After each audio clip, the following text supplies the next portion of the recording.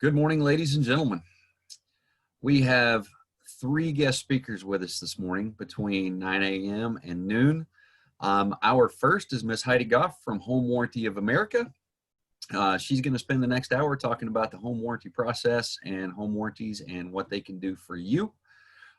When Heidi is done, we're going to bring in Miss Sherry Suma from St. Louis Radon, and Sherry's going to talk about radon testing and mitigation. I'm kind of excited about this because this is the first time we've had Sherry in, and this is the first time that I can remember us having a radon mitigation and testing class.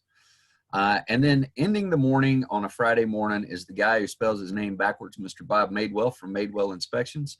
And Bob's going to cover the home inspection process and answer questions that you guys may have about the home inspection process, what they look for, and any specifics that you seriously may have a question about. So without further ado, what I'm going to do is I'm going to make Miss Heidi Goff the host and let her take it away.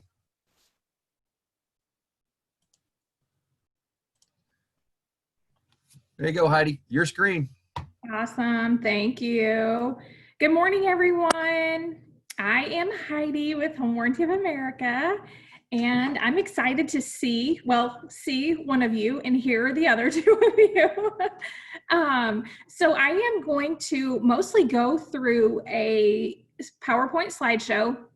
It kind of explains everything. Barry is recording, so if you need to go back and reference anything, obviously you can do that. And you can also reach out to me. So on one of the slides, you'll have all my information. If you want to just take your cell phone and take a picture of that, it's perfectly fine. You're welcome to reach out to me anytime if you have questions about anything we go through. And we will have some time at the end for questions. So sometimes I may get going a little fast with my talking. So if you have questions, don't hesitate to jump in and ask, or just tell me to slow down. It's okay, I'm not offended. So I'm going to go ahead and start sharing my screen. Let's pop into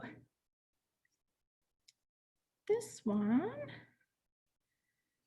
Okay. Can everyone see the slideshow? Yes, ma'am. Okay, perfect.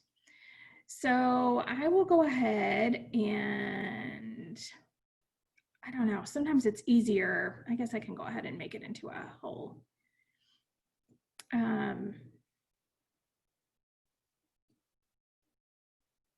Okay, so obviously we'll skip over my picture. We don't all need to see that. Beginning with our agenda, it's pretty self-explanatory. I'm going to run through what a home warranty is, its benefits to you and to your clients, whether they be buyers or sellers. Why you should choose HWA, and costs and coverages. A really big thing is our concierge desk. So that's a realtor only line, and placing an order. Again, if you have any questions, please don't hesitate to stop me at any time. So a home warranty, and let me just minimize that so I can get it right up out of my way.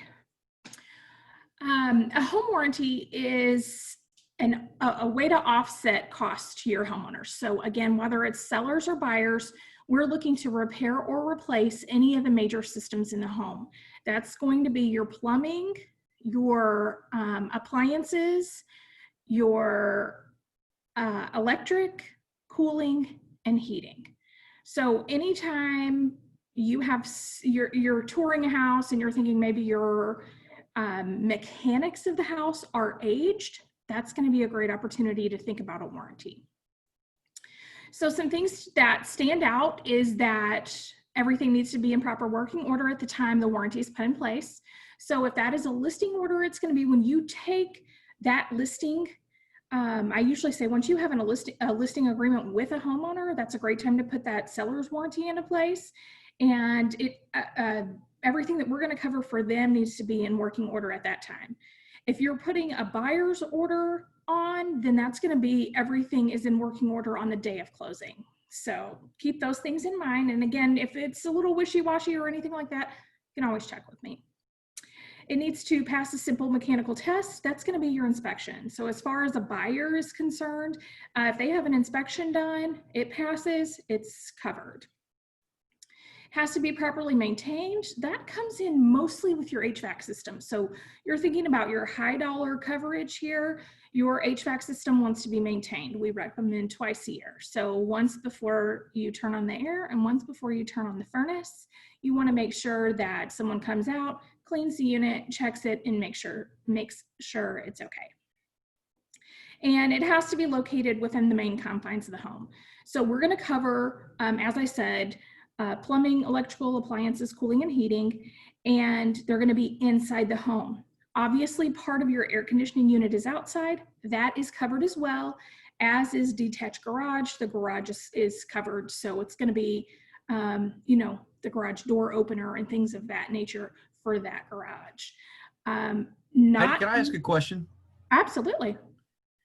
When you're talking about the HVAC system, that it needs to have been properly maintained, is that something, say it's seller coverage, that we need to go to back to that seller and say, hey, can you show me proof that this has been maintained over the last couple of years? Not usually. However, if you ask for that, it's only going to help your case.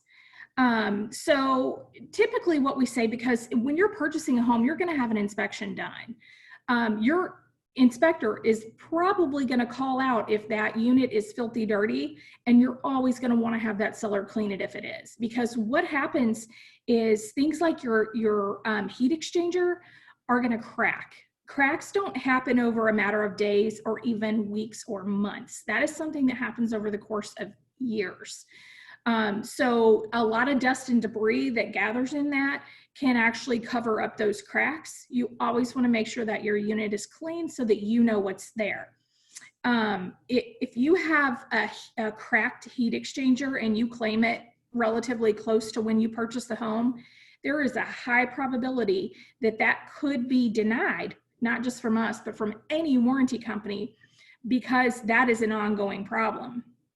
Now, there's also a clause that we have, and I can't speak for other warranty companies, is that we do cover unknown pre-existing conditions. So if the unit is cleaned and no one finds a cracked heat exchanger on the inspection or on the cleaning, then it's still going to be covered. But the whole point to cover your buyer is, if someone comes out and cleans that unit, that person's job is to find something wrong, right? They don't really get paid that much to clean the unit. So really what they're looking for is anything that could go wrong with the unit, and they're going to notify the seller when that happens. So if you catch it ahead of time, it's the seller's responsibility to make sure it gets fixed. However, if you have that done and they don't find anything, even if it is there, it's covered because you covered yourself and you had that checked. So we're going to make sure it's covered for you. Okay, thank you. You're welcome. Okay, so being located within the main confines of the home, the only other thing I wanted to touch on with that is things like outdoor spigots, outdoor electrical, those types of things are not covered. Foundations are not covered. So if you have a leak in your basement and it's coming from the foundation and not from actual plumbing, those types of things are not covered under home warranties. Most times those are going to be things that have to go through your homeowner's insurance, if even then. So just keep that in mind as well. The seller benefits are pretty cool. So our seller's coverage, the basic coverage is plumbing, electric, and appliances, and that is covered free for your sellers during the listing period. So again, from the time you take the listing contract up until the day of closing, the plumbing, electrical, and appliances is free as long as you sign up for it. So that's the key. It doesn't go into place just because you say you had it. You have to make sure that you order that through us. And then we also have additional coverage for sellers, which is your HVAC option, and that is $50. However, right now through the end of August, it's a promotion that seller's HVAC coverage is free.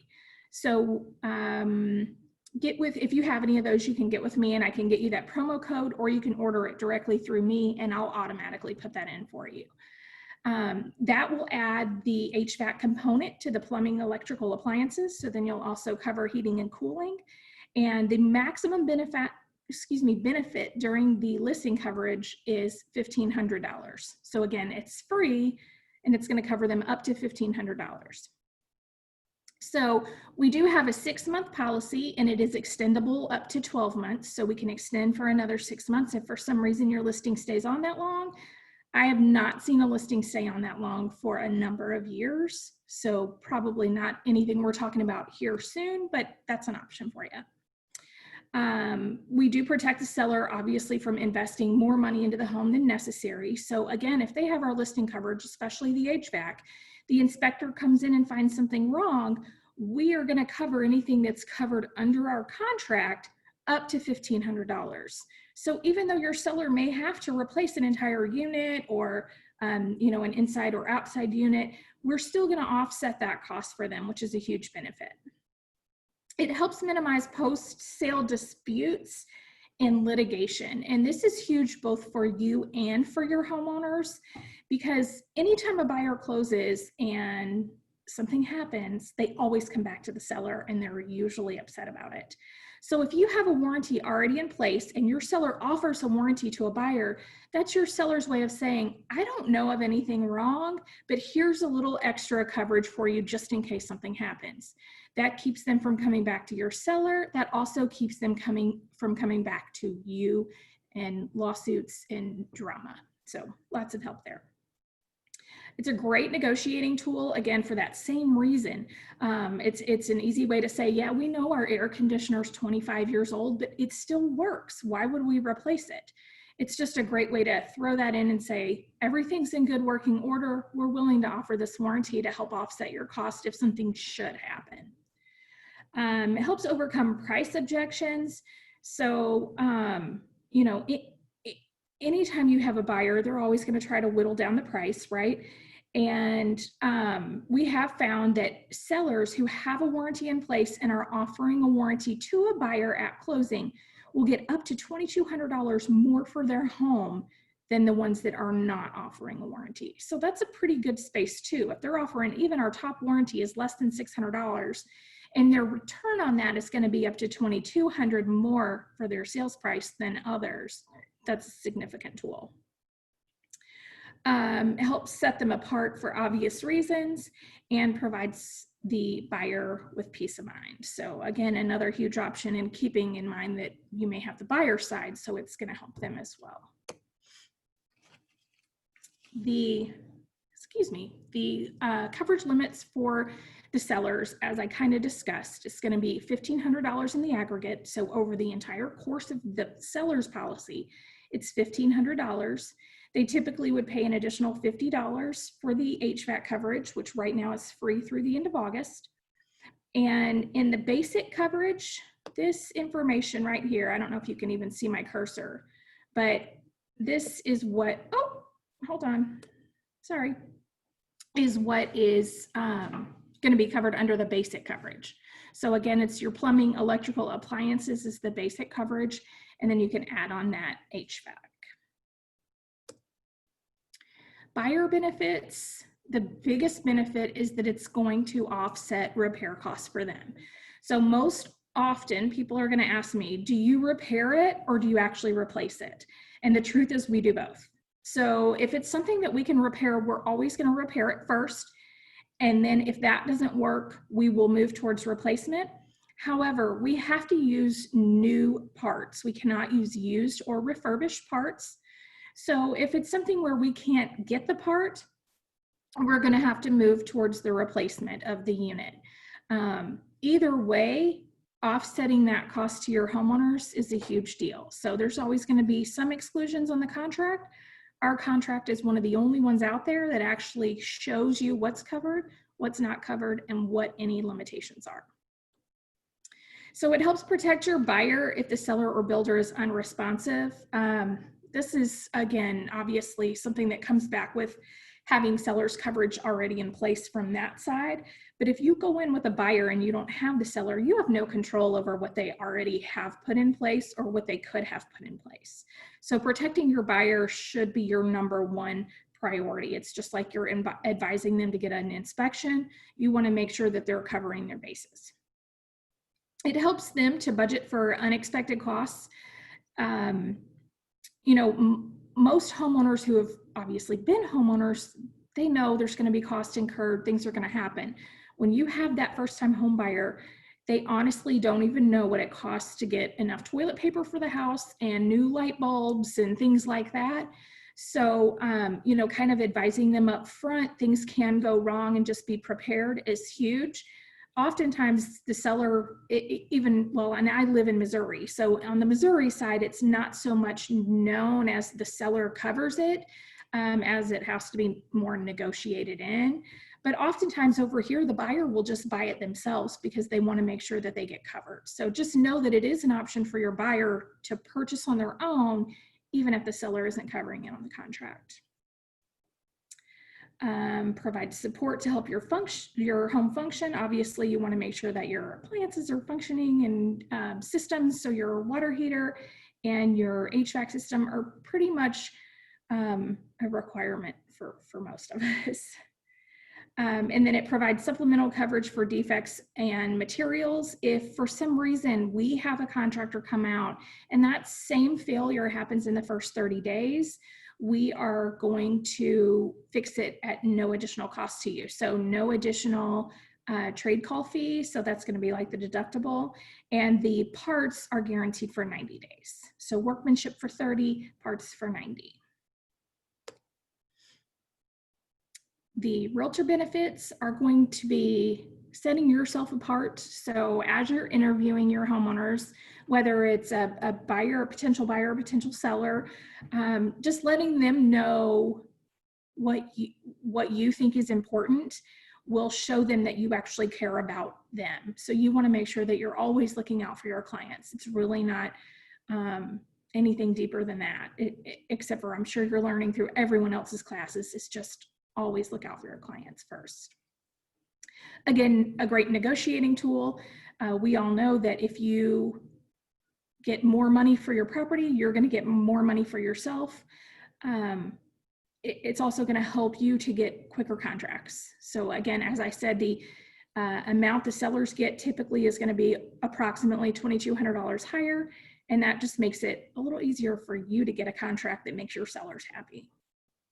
Access to our 7-Touch client follow-up, that is on our website. And what that gives you, if you log into our website, is every quarter, we change the list of items available, but we have flyers on there that you can go in and simply push out to your clients via email. They come already with your name on them as the realtor. And it's things like, you know, why you should have your HVAC cleaned twice a year. Or maybe it's the beginning of spring and it'll talk about allergies and things you can do to reduce your allergens.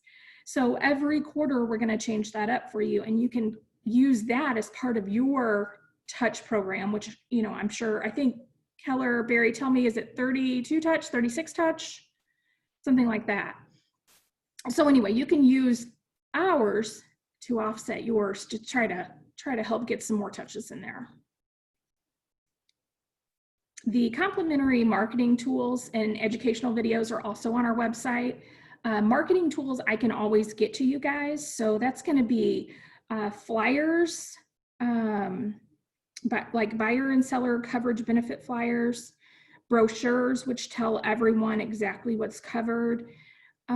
We have tent cards, so they're exactly what they sound like. They're tent cards that just you would set on top of maybe the washer and dryer, the dishwasher, the refrigerator, and it shows your potential buyers when they come in what's covered by the home warranty. This is an older sample of a We've Covered Your Client email. That our new emails look a little bit different, but it's pretty much the same verbiage. So it's basically an email that we send out to you as the realtor, letting you know that one of your homeowners has filed a claim and we've covered a certain item up to a certain amount. So we'll tell you exactly what they saved. That's going to be what they saved off of retail versus what they've saved off of, or what it necessarily cost us. But this is a great touch thing for you and your clients as well. So you can use that to go back to your homeowners and say, hey, it looks like you filed a claim with HWA. I was wondering how that experience went. Or I'm so sorry to see that your air conditioner failed. What happened? Is there anything I can do to help? Or, you know, anything like that. At this point, we've already fixed whatever it is. So, you know, it could even be just a reminder for you to reach out to them, and you don't ever necessarily have to say anything about the air conditioner. You could just be like, hey, I was just wondering how your day is going, or it's just a reminder for you. So one reason, I should say multiple reasons to choose HWA. Our coverage is initially 13 months instead of 12. It just gives your client a little extra reason to go with HWA. So everybody knows if something's going to break, it's always going to break the day after the year policy is up, right? So a number of years ago, we've been in business for about 24 years. A number of years ago, we decided to just make our coverage 13 months instead of 12, just to try to appeal and stand out a little bit more. We do not have age restrictions on the home or the appliances.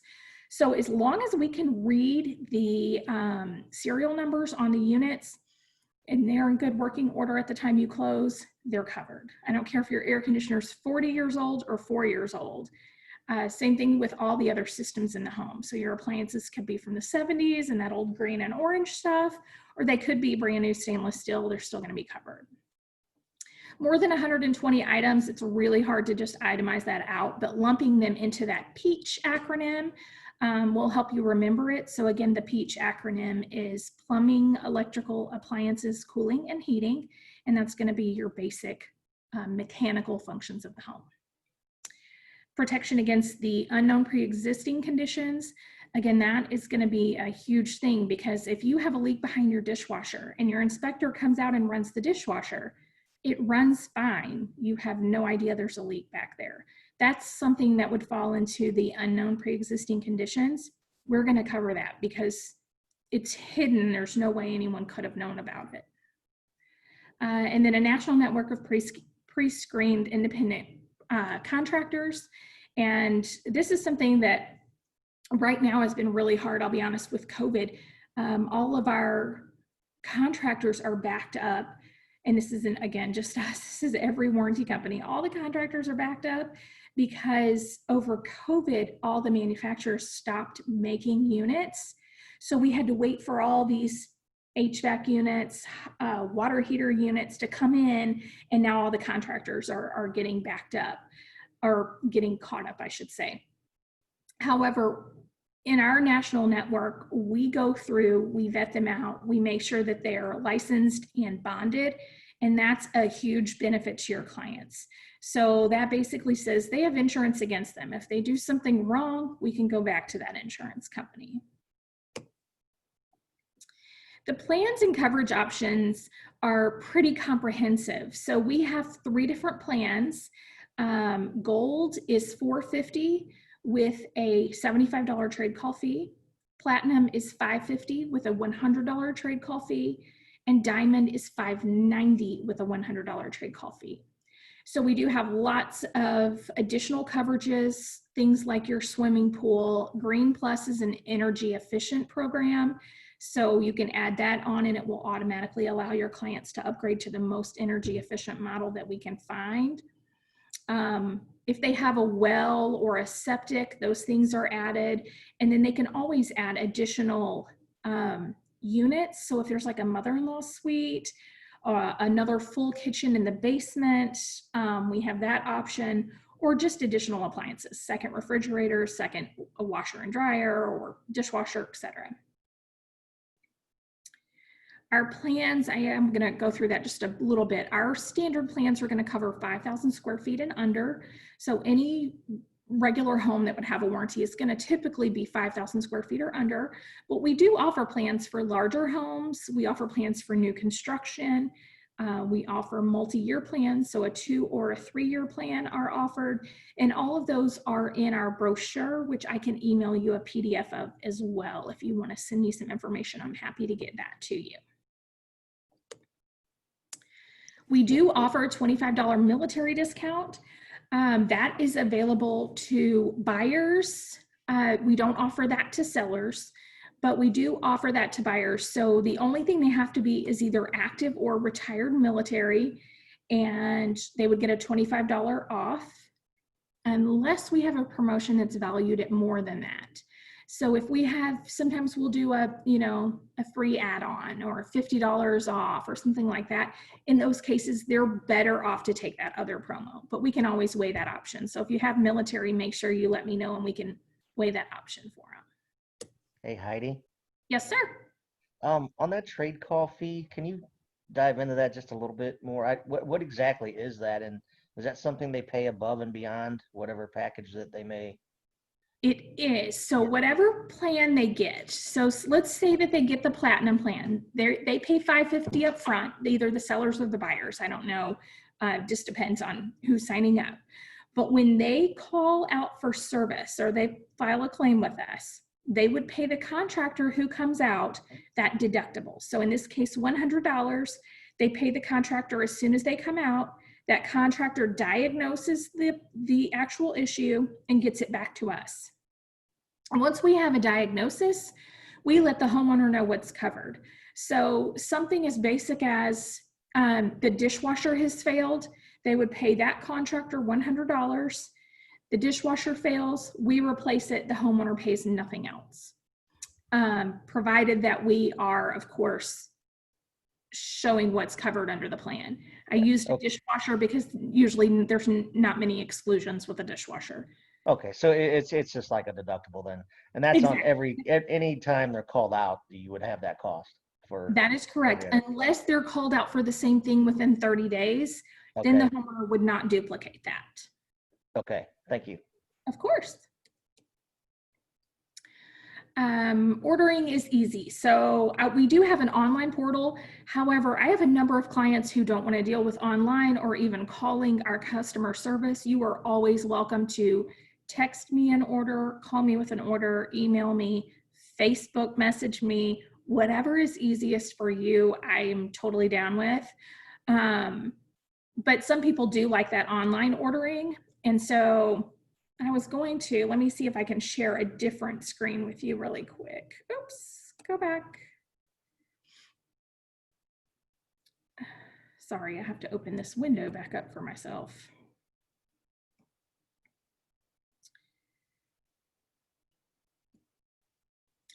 Wow, I might not be able to share it with you because I'm in the full screen mode. Let's try this. Nope. Okay. When we get to the end of this, I'll go onto the website and share that with you. Sorry about that. When I get out of full screen, I think it'll give me that option. So going into our concierge line, this is a realtor only hotline for realtors to call. Homeowners can't call it. And I used to be able to call it, and now they don't let me call it either because apparently all of the account executives used to clog up the line and make people really mad. So now the realtors actually usually will get an answer relatively quick when you call in. The hold times are pretty low. They used to be pretty extensive, and that's because people like me were on hold for them as well. So now my first line of recourse is an email. So if you send me an escalation, so say maybe you have a homeowner who had a diagnosis and hasn't heard back yet about what's covered. I like to think this doesn't happen often, but it does happen occasionally. So anytime you have something like that or something that you feel should be escalated, you can always email me that. However, I would have to then email it on to my concierge team, and there's a 24 to 48 hour turnaround for that. If you call this concierge line yourself, you usually get someone in a matter of minutes. They're sitting at a computer so they can actually see the claim and help you immediately. It's a great resource for you to have as a realtor because it's a way that you can show more value to your homeowners and actually typically work out whatever's going on right there in a matter of minutes instead of waiting on me to get back up from the field, etc. So this you may want to take a screenshot of or picture with your phone or whatever is easy for you, just so that you have that concierge line. If you ever reach out to me, I can obviously always give that to you as well. But this is a great group of professionals. They're managers, so most of them are going to have access to, I don't want to say override. We can never override the contract, but sometimes it's a matter of misunderstanding between customer service and what's actually covered in the contract. And these managers are able to go in and say, oh, wait, this is incorrect. We need to fix this. And so they can do it right there while you're on the phone with them. And that's the end of my show. Do you guys have any other questions?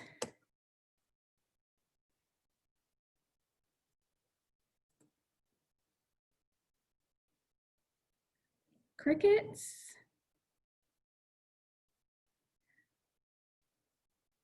Okay. I have a remedial question.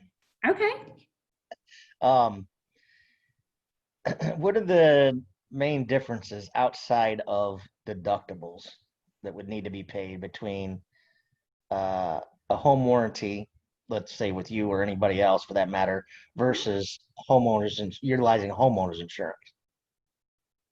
Okay, so yes, that's a great question. Homeowners insurance, and I can't probably list them all, but homeowners insurance and home warranties really, really complement each other. So pretty much we each offset what the other one doesn't cover. So typically what is going to be covered under warranty is that PEACH acronym that I gave you, the plumbing, electrical, appliances, cooling, and heating. Some warranties don't cover cooling and heating without an upgrade. We do offer that on all three of our plans. But insurance is going to cover things like roof damage, major leaks that damage, your walls. I don't know about mold, so that could be a good question. Your inspector guy may know that as far as what insurance covers with that. Things like that. Foundation repairs are sometimes covered through insurance, sometimes they're not. So pretty much whatever is not falling into plumbing, electrical, appliances, cooling, and heating is going to be something you want to check with your homeowner's insurance about. You just want to keep in mind that your homeowner's insurance deductible is going to be significantly higher than your warranty deductible. Right. So, That's what I'm assuming is the biggest difference there. Because exactly. I'm just thinking, like, let's say there's a lightning strike, and I mean, I guess it could happen. I mean, actually, I've gotten stuff blow up because of that. But let's say it knocks out your 2 refrigerators and your stove and your dishwasher. That's going to be your homeowner's insurance. Okay. So, and I'm glad you brought that up because I really didn't touch on this, but your warranty is going to cover repairs and replacements due to normal wear and tear. Okay. So those things just got old and they aged out. They just wore themselves right out. It's not going to cover natural disasters. So things like tornadoes or lightning strikes. A big one, which I'm really surprised is so common, is dogs urinating on the outside units. That acid burns holes and that is not covered. That is not normal wear and tear. Okay. So, or a bird flying into the outside unit, again, that's natural. That's not normal wear and tear. So when things like that happen, that's going to be your homeowner's insurance. Okay. Yeah. Good question. Really good question. So are you all able to see our portal right now, the HWA? It says, welcome, Heidi. Yes. Okay, thank you. So this is our website and I have logged in, I created a fake profile for myself so you can kind of see how it works, and it might have already logged us out. So let's see.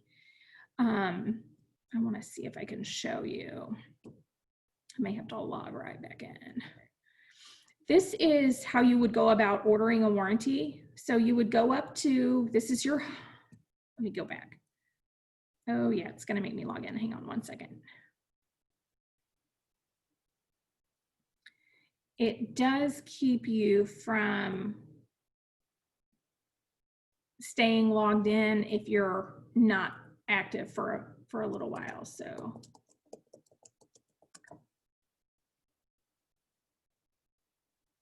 Okay, so when you log in, this is the screen that you come to. It's just the welcome screen or the home screen. To order a warranty, you're going to go to sale and then order warranty, and you simply follow the prompts.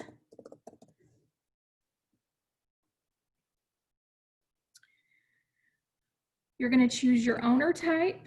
So if it's a seller plan or a buyer plan, I'm going to go with buyer because it does give you a few more options just to try to get you through here.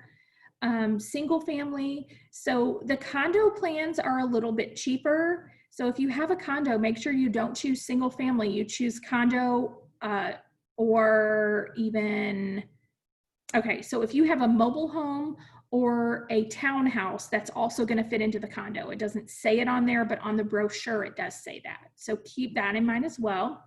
We'll just go with single family. Again, we cover on our standard plans, 5,000 square feet and less is one price, and then 5,000 to 7,500 is one price, and 7,500 to 10,000 is one. And then we actually have one that's over 10,000.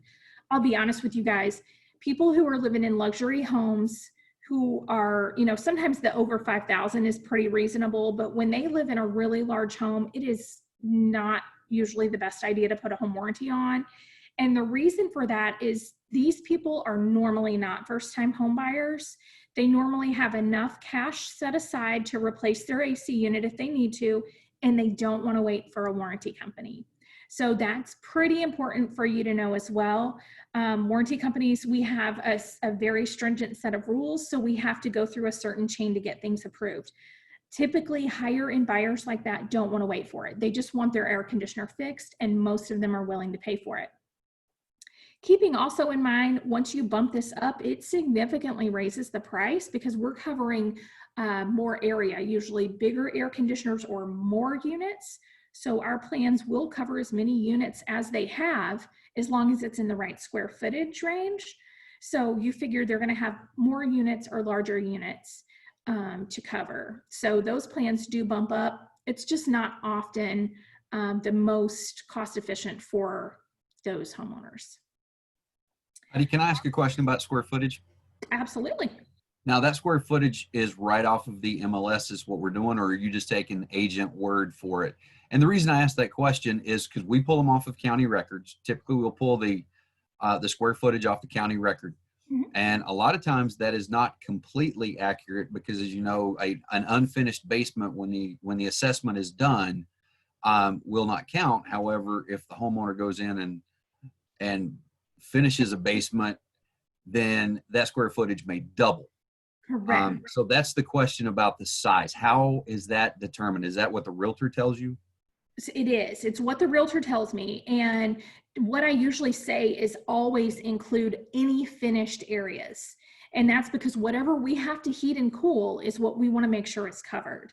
So funny enough, I actually had a deal not that long ago in Kirkwood where it was that exact same thing that the tax record showed. It was like, 4,200 square feet, and it was a big ranch in Kirkwood, and they doubled it because they had finished the basement.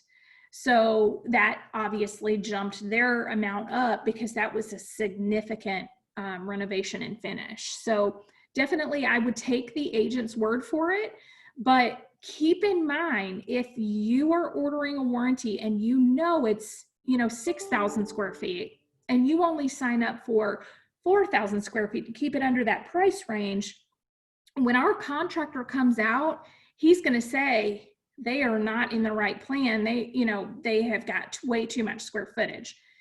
Now, on the opposite side of that, if it's 5,050 square feet or something, please don't pay that over 5,000 price.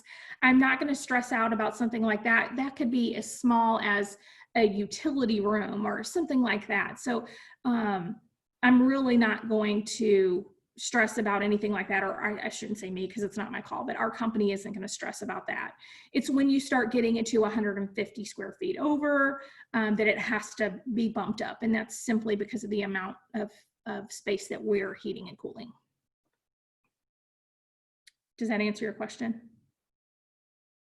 Yes, ma'am, it does. And that's obviously, you and I know that's kind of a loaded question because we see that regularly, and I think you and I run into that together as well once. Yes, for sure, for sure. So on this one, I'm just going to pick 2,500. It really doesn't matter if you pick 2,500 or up to 5,000. Those are the same price.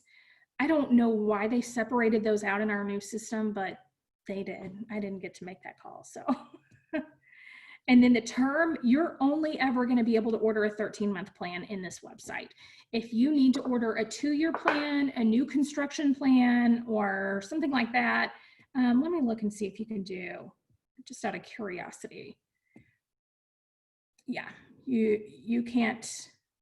So the new construction plan isn't even 13 months. It's going to be a 2-year plan, a 3-year plan, or a 4-year plan, because those plans go into effect exactly 366 days after you've closed. So after the builder warranty runs out is when ours kicks in. So anytime you have a plan that isn't just your standard 13-month, you'll want to reach out to me and let me put that in for you, because I would do it on the back side of our system, and it would configure correctly. So we're going to go in here and start our fake order. And then you're going to be able to pick the plan that you want. So as I said, the gold is $450, platinum $550, and diamond $590. The brochure will tell you exactly what's covered, what's not covered, what limitations are. And then on the very last page of the brochure, whether it's the paper brochure that's in the offices or the PDF that I can send over if you'd like that, the very last page will show you a checklist comparison. So that's going to be a 3-column comparison that compares all the 3 plans together, so your clients can clearly see the basis of what's covered. So I'm just going to choose diamond. And then you can see here the additional options. So they can choose any additional options they want. Scrolling down, there's some more, so always make sure they do that. Let's say, for instance, maybe they're going to have a guest unit, or a guest unit could also be configured as a fully finished basement. If they have like a bar with all the kitchen appliances, because this is going to be a lot cheaper than going through and adding each individual appliance. So let's say we have a guest unit and we're going to continue. Here, we're just going to put in buyer sellers names. So this one is going to be the buyer's name. So what we've done here is placed a buyer's order. It doesn't matter if the seller's paying or if the buyer's paying for this, we're still going to put in the buyer's names. And the reason for that is we're just going to send this invoice over to title, and we're going to let title do whatever the contract says. So if your seller's paying for it, title will know to put it on the seller's side of the statement, or the buyer's if the buyer's paying. So I'm going to use, and now everybody knows where I live, right?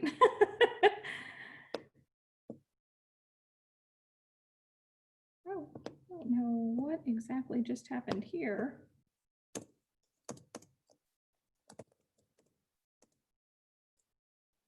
And then here, the phone number is optional, so you don't have to put it in.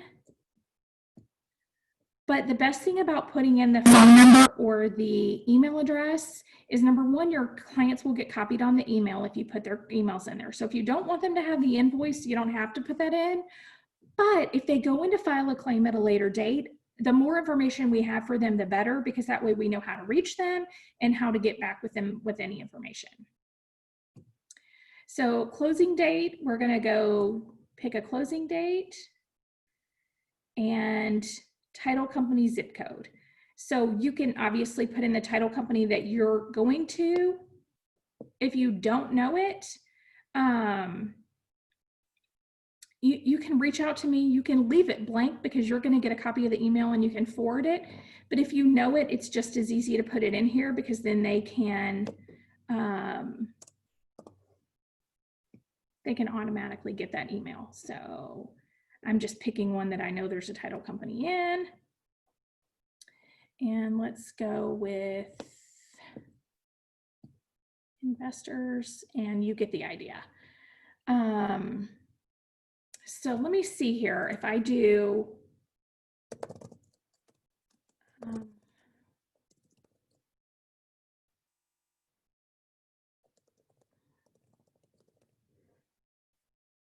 I'm hoping this doesn't actually generate. I don't think it will, but.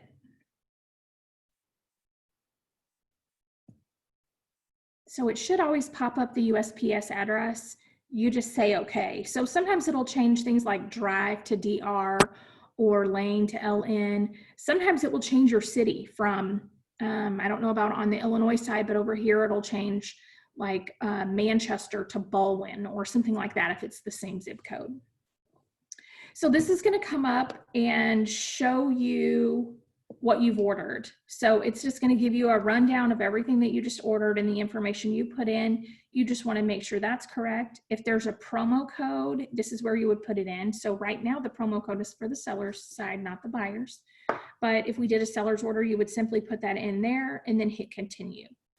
In my case, I'm going to hit back and then I'm just going to go home because excuse me, I don't want to generate a fake warranty for myself. And actually it probably wouldn't go through because it would just be, wait, there's already one filed in there. So it would just be a duplicate. Other things that you can do on our website, what time? Okay, we're good. The contracts, this is probably not going to be the best way for me to show you because I've got this dummy account. But if you go into my contracts or my claims, it's going to pull up orders that you've placed. So seller contracts here. And if you click to the buyer, it's just going to pull the buyer contracts. So it's giving me notifications that they're empty, which I know because, again, it's a dummy account. But once you start putting in orders, this is where you would toggle between to see which orders you've put in. And then this agent toolbox is what I was discussing earlier. So the client contact flyers are going to allow you to go in and create those flyers to send out to your homeowners. And request marketing materials, e-postcards, educational videos, things like that. You're just going to click in here. It's going to take you to the main website. I don't know if I go into this main website, can you still see, can you see the screen that says client contact? Yeah. Okay, I didn't know. Sometimes I have to share a different screen when it pops me into that. So in here, you can see just kind of a general idea of what we're offering right now. So you could go into DIY house products and pop that open. Maybe, oh, there it goes. Oh, I'm probably gonna have to reshare this one. Can anyone see that flyer? That's up. It is, oh yay, okay. So you can see up here, my non-existent real estate company. But this was where your name and your company will appear right here. And it just says brought to you by, and then that's going to be a great way for you to reach out. So you can actually download and save this as a PDF already branded with your information on it. And then you can funnel it right out to your clients. So this isn't something that you only would send to the client that signed up for the warranty. You could send it to any of your clients. And that way it's obviously it's branded for us, but it's also branded for you, and you can use this in your own touch program. So just another reason to reach out to them. So I think that's pretty much. Heidi, I do have a question on the plans. If you can get a little bit of detail on the plans themselves. Of course. Can you talk about the rekey and the doorbell, like on the Platinum plan? I can. If you could take a minute and explain both of those, because I think I especially am a fan of the rekey program. Okay. So I'm going to pop something up here really quick. And let's see. Do you guys see that brochure or like a lady on a cell phone next to a refrigerator? Yes. Okay, sweet. So this is our brochure. This is the PDF. And this is the one that will go through everything. So I really need to move this. Okay, there we go. I said it was on that page 12. So going to the very last page, and you can see kind of a rundown of each of those plans. So all next to each other so you can compare them. On here is the rekey. So what Barry's talking about, the rekey, is on the Platinum and Diamond plans, once your homeowner is closed, your buyer, so this would only pertain to a buyer plan, They can call in a claim to us as early as the day of closing, provided they have closed and funded. Everyone's paid. We don't want anybody yelling that we've got a locksmith at their house and they haven't closed yet. But if they call in that claim, it could be the day of closing, or they could wait 6 months down the road if they want to. The rekey service, they're going to pay $100 trade call fee to the locksmith that comes out. That locksmith is authorized through us to rekey up to 6 lock mechanisms. So they're not going to change the locks themselves, just the inside mechanisms. Up to 6 locks, and provide your new buyer with 4 new keys. And that's all for $100. So no matter where they live, that is going to save them money. We've found on the St. Louis side, it's anywhere from $75 up to around $200, depending on the area. I think over on your side, we're hovering right around the $100, $125 area as far as savings. So they're looking at $200, $225 to have their up to 6 locks changed. And they're going to pay $100 if they go through us. So again, that's something they can just negotiate right into their contract. And then their rekey is almost, okay, at least cut in half. So that's an excellent thing. And then what else did you say, Barry? Garage door? No, the doorbell. Oh, the doorbell. Yeah. So it's the same thing. They would file a claim just as soon as they close, if they need to.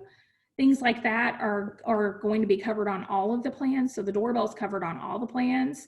Well, and my question is more specific about like Ring doorbells. Oh, I gotcha. Okay. So what we're going to cover is electrical. If there is a failure within the actual Ring doorbell, I don't think it's covered, but you know what? Let's just go up to that page. Let's check that out. That seems to be, a lot of people are buying Ring doorbells, or they're buying the knockoff Ring doorbell.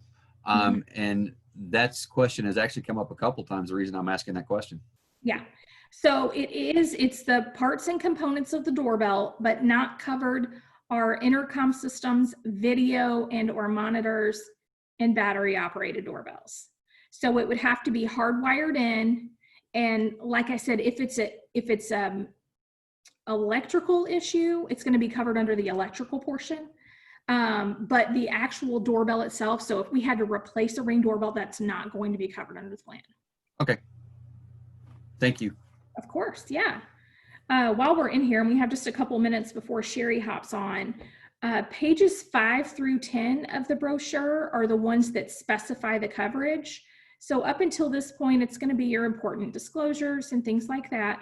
Once you get into 5, it's going to show you, again, I don't know if you can see my cursor, but it'll show you what's covered, what's not covered, and what the limitations are. And it's going to do that in every single section. So it's kind of divided up as starting with standard coverage here.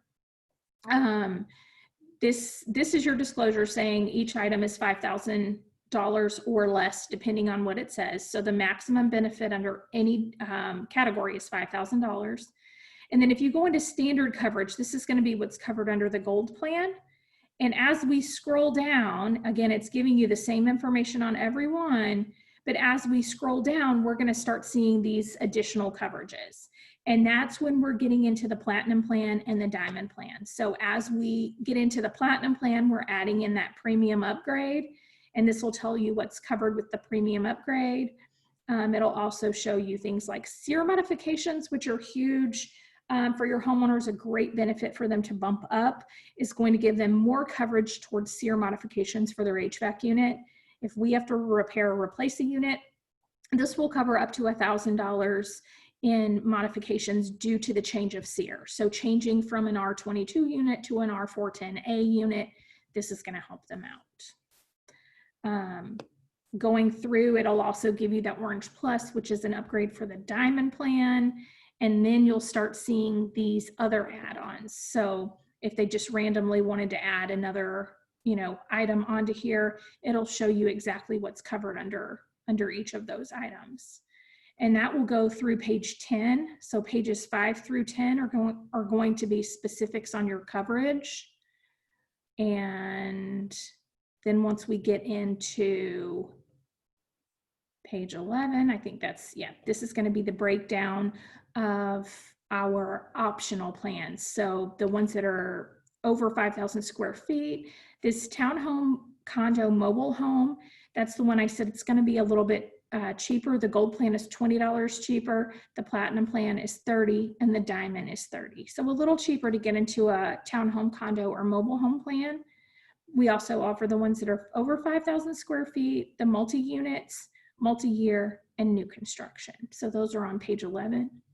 And then that page 12 gives you the ability to order with this form. You can always fill out this form and send it to me, or you can just type out this information in an email and send it to me as well. And then this does give you some of the other optional coverages. Just these are going to be our most common optional coverages. So they throw those in there so that you have them handy. Any other questions? I have two quick ones, if I may, real quick. Absolutely. I'm here. Early on, you talked about from a seller side, I guess data shows that they can get up to $2,200 more for their home if they have that coverage. Can you, on the flip side, if the seller doesn't have it, on the buyer side, use that as a selling point to the buyer that, you know, hey, we may have some more room here with the seller to come down based on the fact that they don't have it. So, you know, you could utilize some of that savings, potential savings, to buy the coverage? You can, or you could even, you know, negotiate that right in. I mean, if the seller isn't offering it, you can always write that into your own contract. And on the flip side of that, you can wait even until after your inspections are done. And once inspections are done and you're like, I know this unit still works, but it's 25 years old, and put it right in your inspection report when you kick that back to the seller that the buyer requests the seller to purchase a home warranty. Okay. So that's something else to think about too, with all the negotiations back and forth. So many buyers are just trying to get their contracts accepted. All these escalation clauses are outrageous. At least over here on the St. Louis side, it's just like every one of them has an escalation clause. So maybe you just want to get your contract in the door, right, to have it accepted. And then you can wait till inspections and then write your warranty in there. And then real quick, last question for Barry or Heidi. What percent, but you know, seller or buyer combined end up having some sort of warranty, homeowner's warranty? On my end, we see about 30%. Hey, Sherry. That's probably right. It might even be a little bit higher. I know that I've always asked for them. Even on the seller side, I try to get my sellers to offer them right away. Okay. Yeah, like we discussed, I mean, it's a huge benefit to do it up front. Especially if you have the seller, it's a huge benefit for your seller. So why wouldn't you, especially when it's free? But yeah, if you're walking into an offer and you know you want to compete, you know, you don't have to ask for it up front, but you can definitely, you know, use that as negotiations.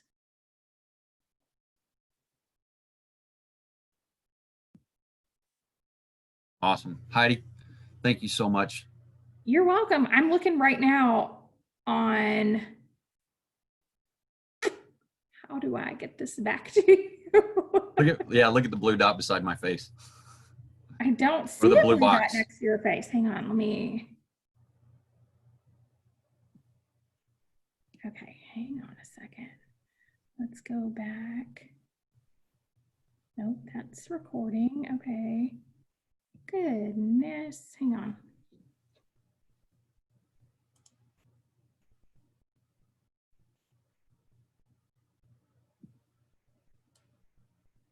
Really?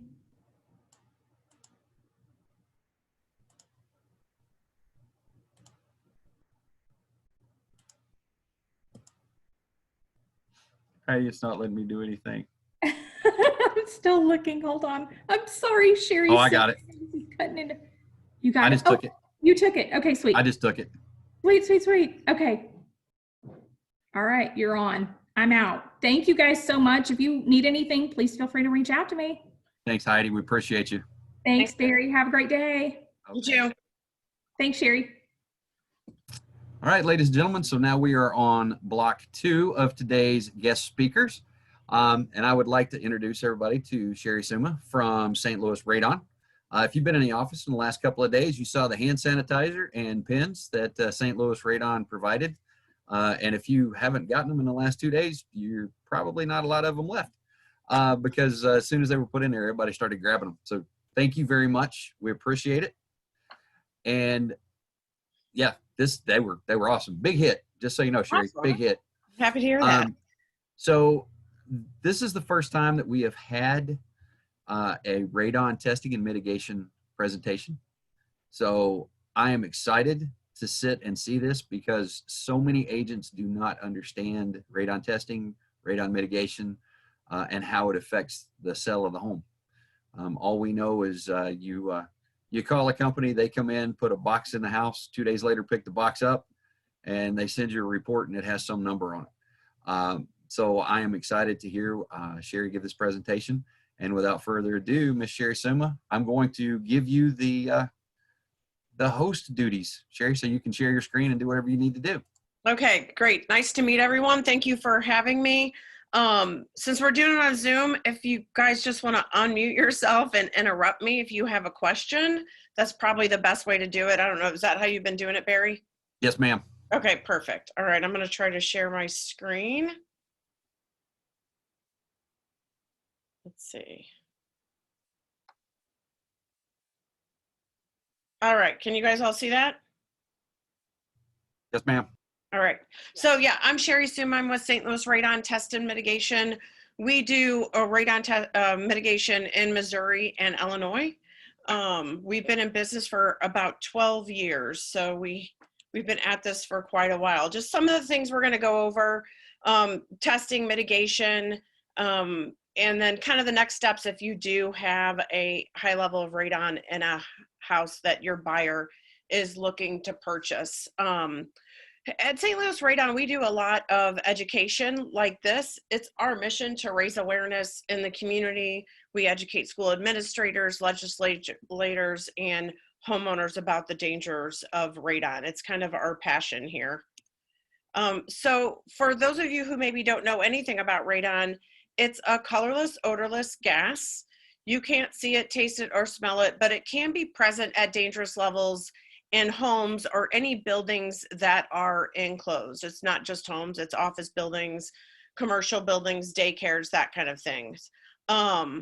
When you inhale radon, it breaks down into tiny radioactive particles, and over time and with more decay, it can affect the lining of your lungs, and it can actually turn the cells in your lungs into cancer cells. It doesn't always cause cancer, but it is the second leading cause of cancer in non-smokers.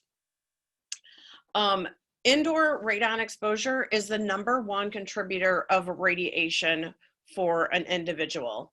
And about 21,000 people in the United States die a year from radon-induced lung cancer. So it is a serious health concern. Radon comes from the breakdown of uranium in rocks and soils underneath your home.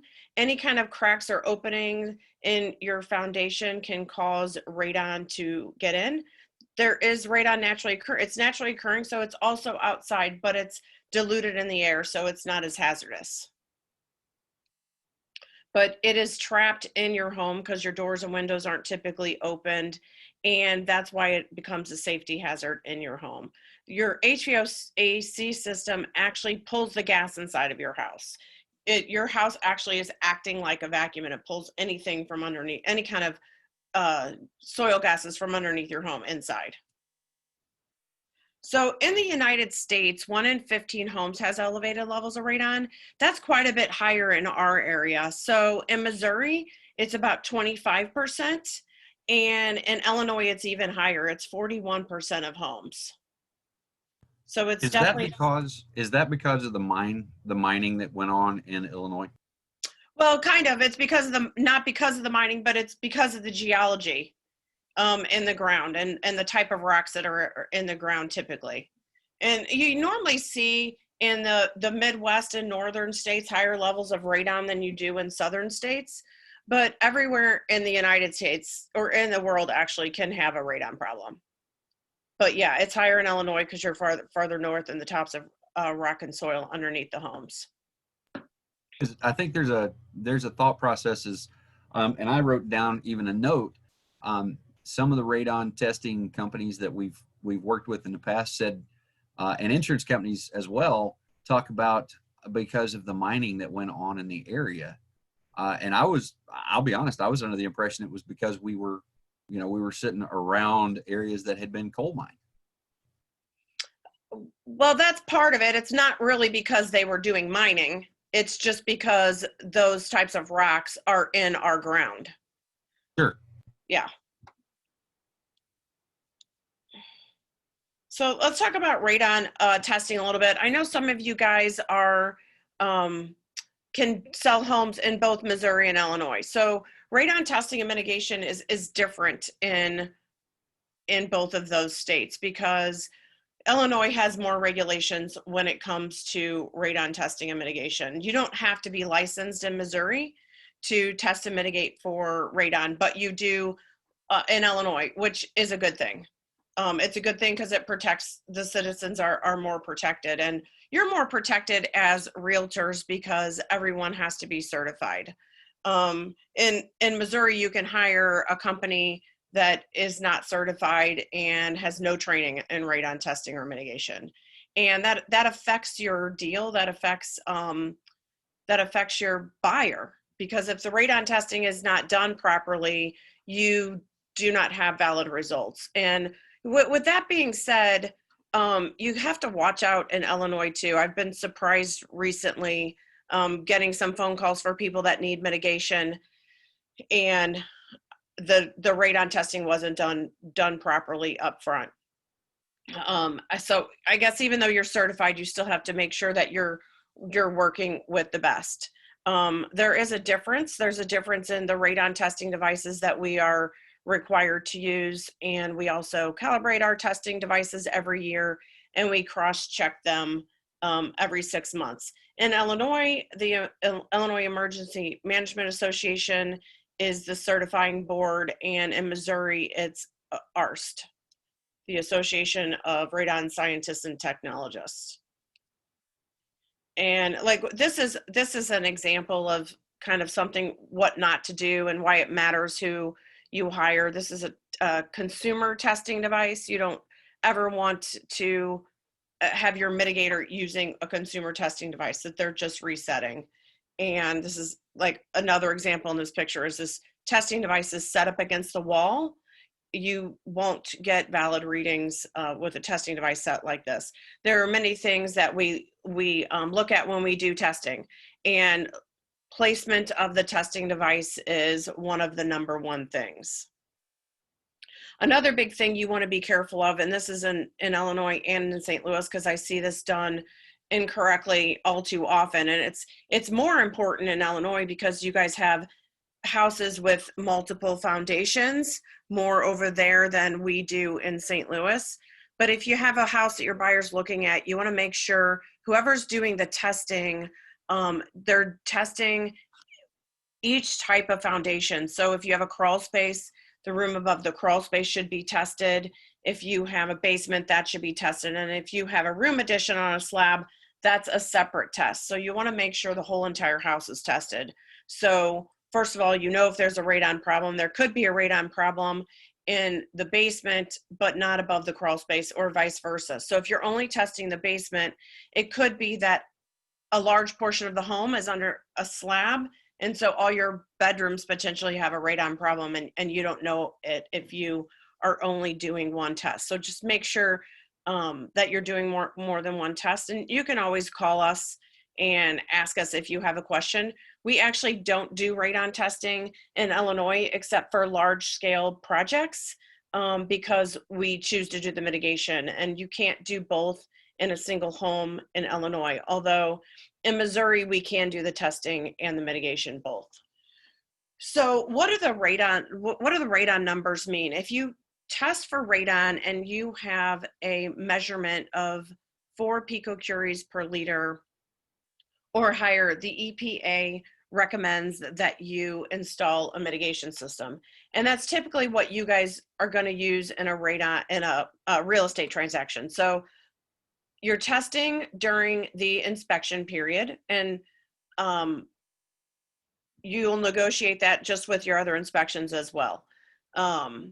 Typically lower than that.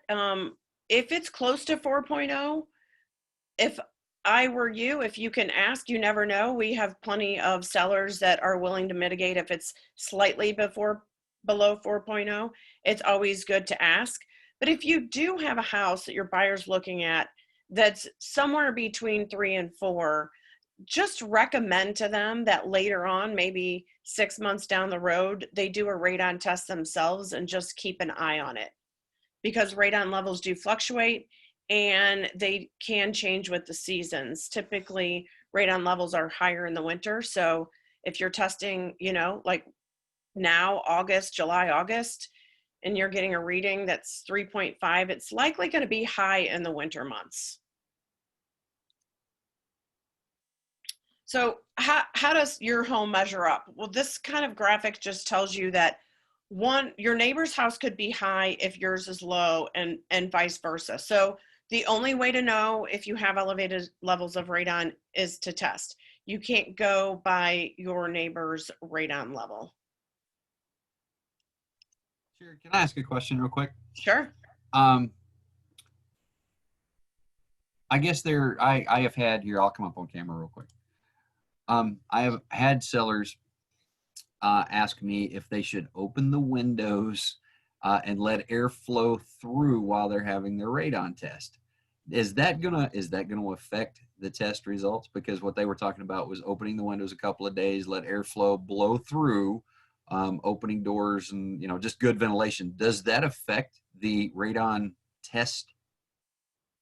Yes, and that's likely why they're asking you. So they're asking you if they can do something to hopefully reduce the levels of radon. Of course, that's fraudulent, essentially, right? Right. You don't want to mislead. You really don't want to mislead your buyers into buying a house if they think they have lower levels of radon and they have elevated levels of radon, right? I agree. I'm sure it's against something in your contract to do, although it's not unheard of that sellers do that sort of thing. It typically reduces the radon levels, but it can, if they do it wrong, it can actually increase the radon levels. So Sure. It's definitely not something you want to do. We catch it sometimes, right? Because we'll come to pick up the radon testing device and there'll be a window open in a vacant house that wasn't open 2 days earlier in the heat of the summer. And we have to report that back to whoever's paying us to place the test, usually the buyer. And it just doesn't bode well for your deal, right? Because now they think you're not being honest. Right. So yeah, the answer is no, don't do that, right? But it does. It will affect the test. It will affect the test, either Okay. negative or one way or the other. It will affect the test, absolutely. So when we set a test, and especially in Illinois, the owner has to actually sign a piece of paper stating that they're going to follow what we call closed house conditions. And part of those closed house conditions is no doors or windows standing open for the day before the test and the duration of the test. Okay. You can come and go like you normally would, but nothing standing open. And they actually sign a document agreeing to that in Illinois. In Missouri, they don't have to sign that document because we're not regulated, but we do give them a list of the closed house conditions, and also, and that goes for Illinois as well. And then on any doors, you're supposed to place like a door hanger that talks about those closed house conditions as well. Okay, So thank you. That's a great question, and it comes up too often. So for I think every test I have. It does? I think every test I have, that's the question I get asked. Oh my gosh, that's terrible. That really is terrible, right? And so to your point, recommend to your buyers to test 6 months later after they close in the house when they have control over closed house conditions, especially if it's close. Sure. A lot of people in a real estate transaction, or they just don't know enough. People don't know enough about radon, which is why I do so much to provide education. It's still just something that we don't know enough about. Yeah, this is why I was really excited about having you on to do this, because there's not radon education and radon testing education. We just know that you call the home inspector, and the home inspector sets up. You say, hey, I want a whole home inspection, I want a pest inspection, I want a radon inspection, and it just happens, and we don't know the whys. And that's why I wanted to, have you on and give this presentation so that we could ask this type of question, because these are the questions that we as agents get asked on a regular basis. Hey, can I leave my windows open? Because, I think airflow would work a whole lot better in my house during a radon test. Or, hey, if I have waterproofed my basement, was that going to affect my radon? Yes, it is. And we'll talk about that a little bit later. But also, you want to educate your buyer or whoever you're dealing with that a lot of people think radon testing is a pass-fail. And I think some of that is because home inspectors, I've seen it on their reports that they actually write pass or fail. Radon testing is not a pass-fail thing. You have a number of your radon levels, and that number is meaningful. So it's misleading if somebody writes pass-fail, or if somebody thinks it's a pass-fail thing because they think it's forever, right? If you get a pass, they think, I don't ever have to worry about radon again. But you should be testing for radon every couple years. And in a real estate transaction, I would always do my own test after the fact if it was low during the transaction, especially for some of the reasons you said, Barry. It sounds like it's almost worse in Illinois than it is in Missouri. And Illinois is a regulated state, but right. And the other question is when I ask about the areas, because the mining areas, the big swath, the map that you can look at that says, hey, all these areas are mined, and they're still finding tunnels years later. I've had agents come and say, hey, because of the area that you're in, we're going to need radon testing on your house. And that's why I asked the question about, does it have to do with the mines? Because that's what it's a misconception over here that because you're in a mining area or an area that's been mined, therefore, because it was mined, radon exists in the tunnel. And so therefore you're probably going to have an elevated radon reading. And so we certainly want to do a test. Yeah, you're exactly right. It's misleading, not because that there's no truth to that, but when people strongly feel that it's because of the mines or because of any reason, they also tend to not think other areas will have a radon problem. They only think it's in the mining areas. But the truth is, like in St. Louis, we have that landfill that all the uranium was dumped and everything. And so people will call, well, I'm in that area, so should I have a radon test? Yes, but you should have a radon test no matter where you live. We find radon pretty much equally in the Metro East and in St. Louis. So, some people, there's all kinds of misconceptions. Older homes don't have radon problems because the soil is compact. Yeah, they're a little less likely, but with that being said, we do radon mitigation in the city every week, probably almost every other day at least. So, and that's a good point. I mean, you have to test every single home. Every single home has a potential to have a radon problem. And a lot of times people try to pin me down. Well, what about this area of town? What about Columbia?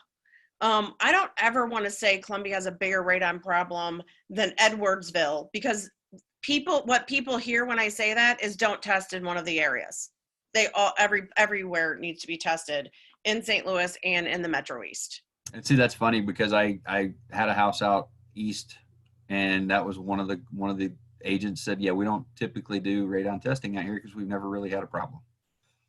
And part of the reason they've never had a problem is because they're not testing. Right. So they don't know they have a problem. One of my girlfriends just bought a house in Florida, And she goes, we don't have to test in Florida. The radon problem isn't in Florida. They don't have radon in Florida, right? And I go, well, they have a less percentage chance of having a radon problem, but they do. She tested, it was high. You know, she was convinced there's no, if you look at a heat map, you know, Florida is low, but anywhere in the United States can have a problem. So yeah, and that kind of also brings up another point.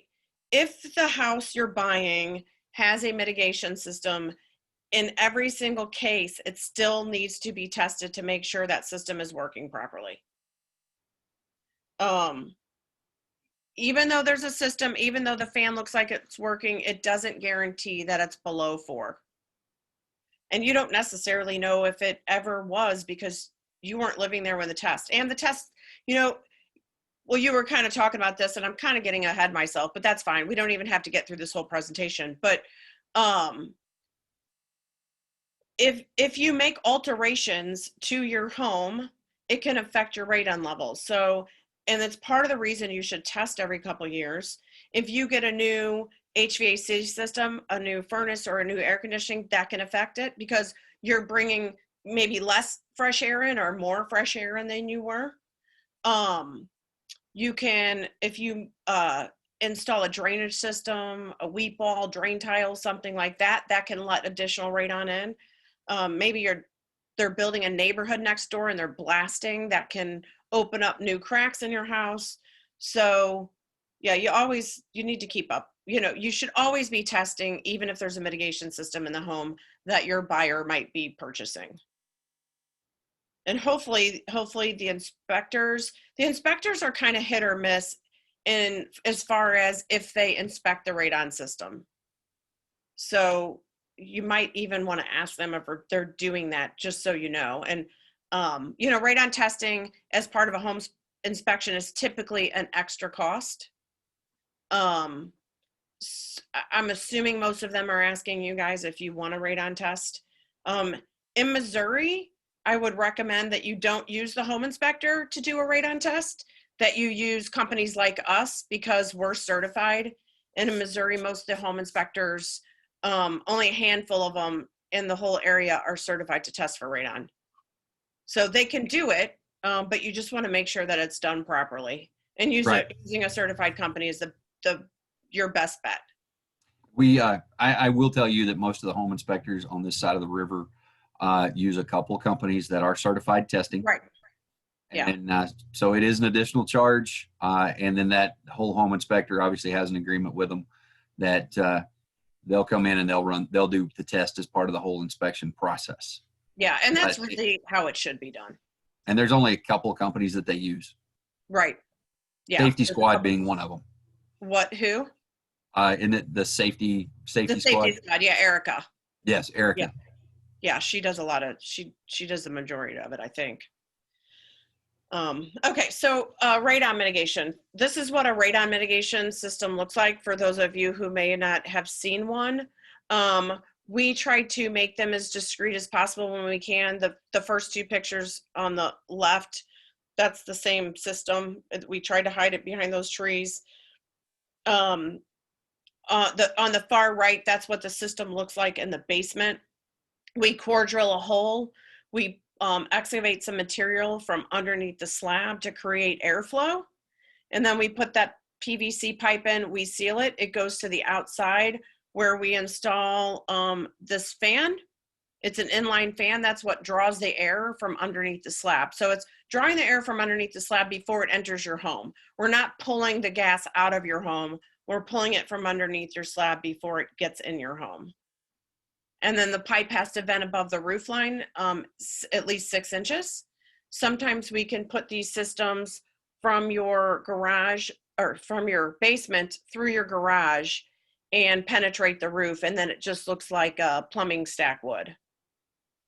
For us, and all companies do it differently, we don't charge extra for that. When our guys go out, a lot of the houses are vacant, so I want them to be able to make the decision to install it in the most aesthetic way as they can without having to get a hold of somebody and asking for an additional charge.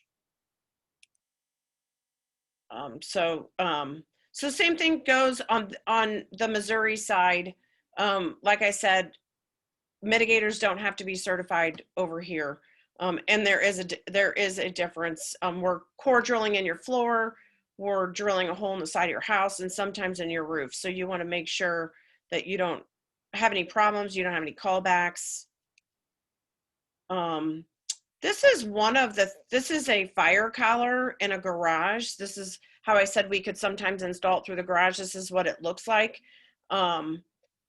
You want to make sure that the company you're using is installing these fire collars. So if you have a fire in your garage, it doesn't go into the rest of the house.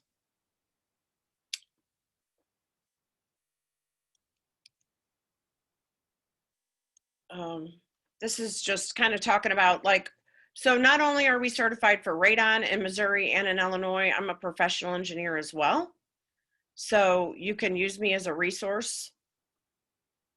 Like I said, we're certified in Missouri. That's a separate certification, and we are in Illinois. And if you ever on the Missouri side want to check out if somebody is certified, you can, down here, you can visit nrpp.info and you can type in the person's name and it'll let you know. So I just kind of want to go through some true false questions. This is a good way, hopefully, to create some conversation or to get you thinking about certain things. So the first true false question is 95% of lung cancer patients are smokers or former smokers.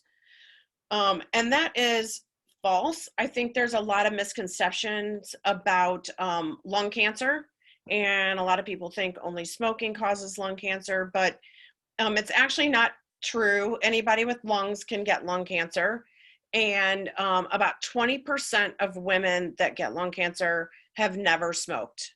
More non-smoking women get lung cancer than they do breast cancer. And I don't think many people would have guessed that. And of course, radon is the biggest contributor. So the EPA action level is 4.0. Does that make 3.9 picocuries safe? We kind of already talked about that. No, it doesn't. There is no safe level of radiation, right? So you want to be exposed to the lowest levels of radon over the shortest period of time in your life. Of course, like smoking, risk doesn't guarantee that somebody's going to get lung cancer, but it increases your odds. Another thing some people don't know is this: if you smoke and you have elevated levels of radon in your home, it increases your chance by 50%. Sometimes I hear people tell me, oh, they're not going to test for radon because they smoke already. Well, in fact, the truth is you should definitely be testing for radon because you want to, minimize the damage to your lungs.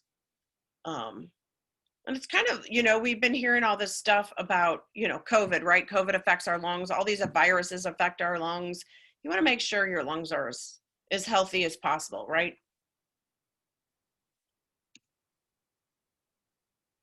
So 4.0 is roughly the equivalent of getting 200 chest x-rays annually, and 10 equates to smoking 1 pack of cigarettes a day.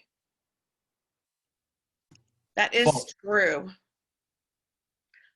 Nobody wants to unknowingly smoke that much or get 200 chest x-rays a year, or in their life for that matter, right?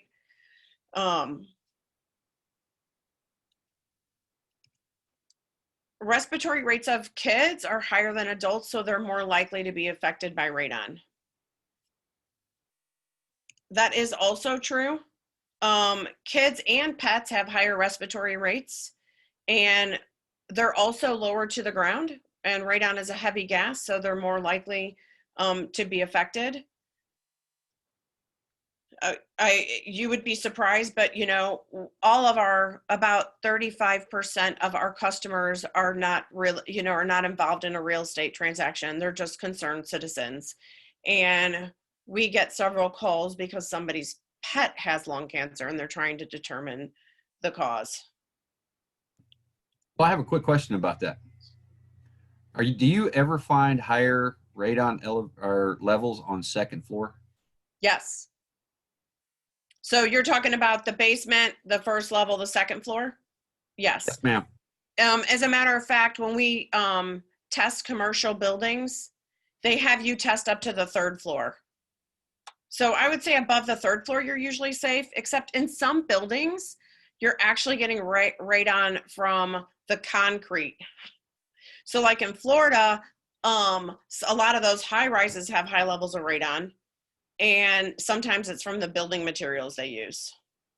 And in those cases, they can't install a typical radon system like we do, but they introduce fresh air into the building. But you can, if it's a apartment building or something, I probably wouldn't worry about going past the 3rd floor. But yeah, you can on the 2nd floor. And that, like in a home, if you have elevated levels of radon in your basement, we test there because radon emanates out of the ground, right? So it's going to be the highest in the basement. But let's say your basement was a 15, your next story is probably going to be somewhere around 11. So yeah, it's not just in the basement. It's higher in the basement typically, but yeah, not just in the basement. So the radon, I showed you a picture of the system. That ventilation pipe does not need to go above the roof line. That is false. Unfortunately, we repair one of these a week at a minimum. It's not to code, but there's still people out there that are installing, we call them a snorkel because they kind of look like a snorkel. It's for several reasons. You don't want the radon to be reintroduced to your house through a window. You don't want it to be blowing directly into the backyard where your kids are playing. Also, there's moisture that comes out of that pipe. It pulls about a gallon of water from underneath your slab a day. And you don't want it to cause a mold problem on the side of your house. I think this picture is kind of covered up for me, but I think that one might have the pipe turn, and that's why. But sometimes you'll just see it stop, and you can see mold growing on the side of a house, or it can rot the soffit. Sometimes they stop short of the soffit.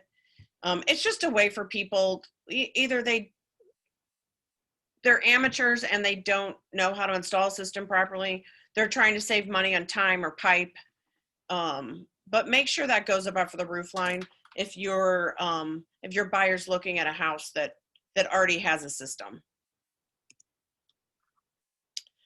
The outdoor wiring and a radon fan should be protected in conduit. Here's an example of that. That's true. A radon fan cannot be plugged in outside. If it goes through your garage, it can be plugged in the garage attic, but it can't be plugged in outside. And it needs to have this red toggle switch here. It needs to have an on-off switch. The system to the left, this mitigator actually installed that outlet. It wasn't there. The manometer on the radon pipe measures your radon levels. So we install this manometer when we install every radon mitigation system. And you'll either find it in your garage if it's a garage system, or it'll be on the pipe in the basement. This is only telling you if the radon fan is, it measures suction. So it just tells you, does the radon fan work, yes or no? Is it on? I mean, it does not measure radon levels. A lot of homeowners, again, they're just not educated enough.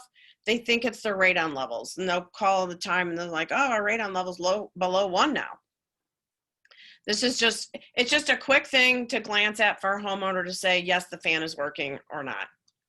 And if it's not, of course, they need to replace the fan. The radon fans last typically between 5 and 15 years.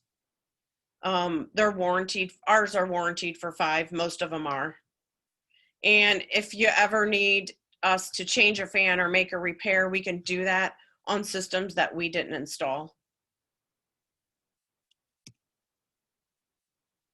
When installing a radon mitigation systems, the sump pump should be covered and sealed. That's true. Again, make sure that yours is. It prevents us from, and this is a clear lid, so the homeowner can see if water's getting high in the sump pit. And that white thing, this is what we call a test cap, but you can just pop that off and fill the sump pit with water if you want to test your pump without unsealing the whole lid, unsealing. But that prevents conditioned air from being pulled underneath your slab. So your HVAC system is going to work harder than it is if that fan's drawing air and you don't want it to be sucking your conditioned air underneath your slab. Your system's not going to run as efficiently. It does, I don't think I have this anywhere in this presentation, but it costs on average about $60 a year to run a Radon fan. So it's fairly inexpensive. And Radon systems don't need a lot of maintenance other than replacing that fan. So we kind of already talked about this. Radon is only in your basement. That's not true. And your ventilation system also pulls radon in other parts of your house. I heard recently from a home builder over here that if you close the basement door, you were fine. If you never went in the basement, that's of course not true. And you know, now it's kind of radon testing is more important than ever because we're working from home. Our kids are going to school at home. So many kids are playing video games in the basement for hours on end. We kind of talked about this too. The EPA recommends radon testing every 10 years. It's every 2 years or anytime you make alterations to your basement. Radon testing is a great excuse for realtors to reach out to their SOI. I know, like us, you're always trying to find a new reason to call a past customer, right? And it's a good reason. Hey, just thinking about you, know you had a system, know you tested when you bought the house. It's been a couple years. It might be a good idea. We sell do-it-yourself radon test kits, which you can offer that to them. They're $20. It's also, you know, so you can, instead of just saying, hey, go get a radon test, you can offer them options, cheaper or more expensive options. Of course, they can use somebody like Erica, or they can buy a $20 do-it-yourself test kit. But it's a conversation starter. For those of you who haven't installed any mitigation systems yet or worked with somebody like us, radon is not a $5,000 project typically. A radon test is usually around $125, and radon systems are typically, you know, $800 to $1,000, $1,100. In Illinois, sometimes it gets a little bit higher. If you have a crawl space and we have to install a vapor barrier in a crawl space, that's kind of independent of a radon system, and that's an additional charge, of course.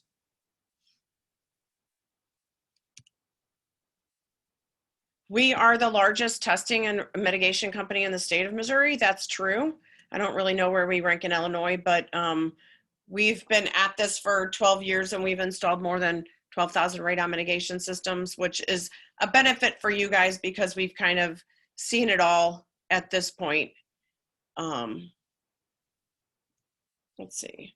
Homes with basement walkouts don't need to test for radon. This is also a common misconception. People think that there's more airflow in a basement with a walkout. Again, that's not true. You'd have to have your basement windows open pretty much 24 hours a day. So radon builds up in 12 to 24 hours once a house is closed. So you guys probably know this out there because new construction homes in Illinois are required to have what we call a passive radon mitigation system, which is a mitigation system without a fan. And if you have very low levels of radon in a house, sometimes that's enough to reduce the radon levels below 4, but make sure that you're still doing the radon test. Unfortunately, a lot of people just see that there's a radon mitigation system in their house. So they assume that they assume the radon levels are low, but those passive systems need to be checked. And we can always easily cut in a radon fan to make it an active system. I'm glad you brought that up because that was a question. And I know that Jamila and I have both run into this recently. So a passive system is just a pipe, right? I mean, it Yes. really is. It's just a pipe that goes It's from just- underneath the foundation up past the roof line. Yes. And I find it personally very misleading because people are not educated enough right now to know that that system isn't an active running system. And they assume that their radon levels are being reduced. People just don't know enough. In Illinois, it's a requirement. And it's great that Illinois is putting some of these regulations into place. I wish we were here, but that's kind of a misleading one to me because people just don't know enough about radon to know that they need to check and they might need to install a radon fan. But and my other question, again, it's just a pipe, and because it was 2013 is when it was mandated, somewhere mid 2013. So any house built in 2012 didn't have one, or if it was early 2013, some were not put in because it was in the phase-in process. And we've had questions where people are saying, hey, you need to put one in, a passive system, and nobody can put them in because it's only in new construction, not in pre-existing construction, that a passive system is installed. It shouldn't be that way. I mean, I can go put a system in without a fan on it in any house. I was digging through, and I guess I stumbled across some documentation from the state that said can't put them in pre-existing. You can't put passive in pre-existing. It has to be in new construction only.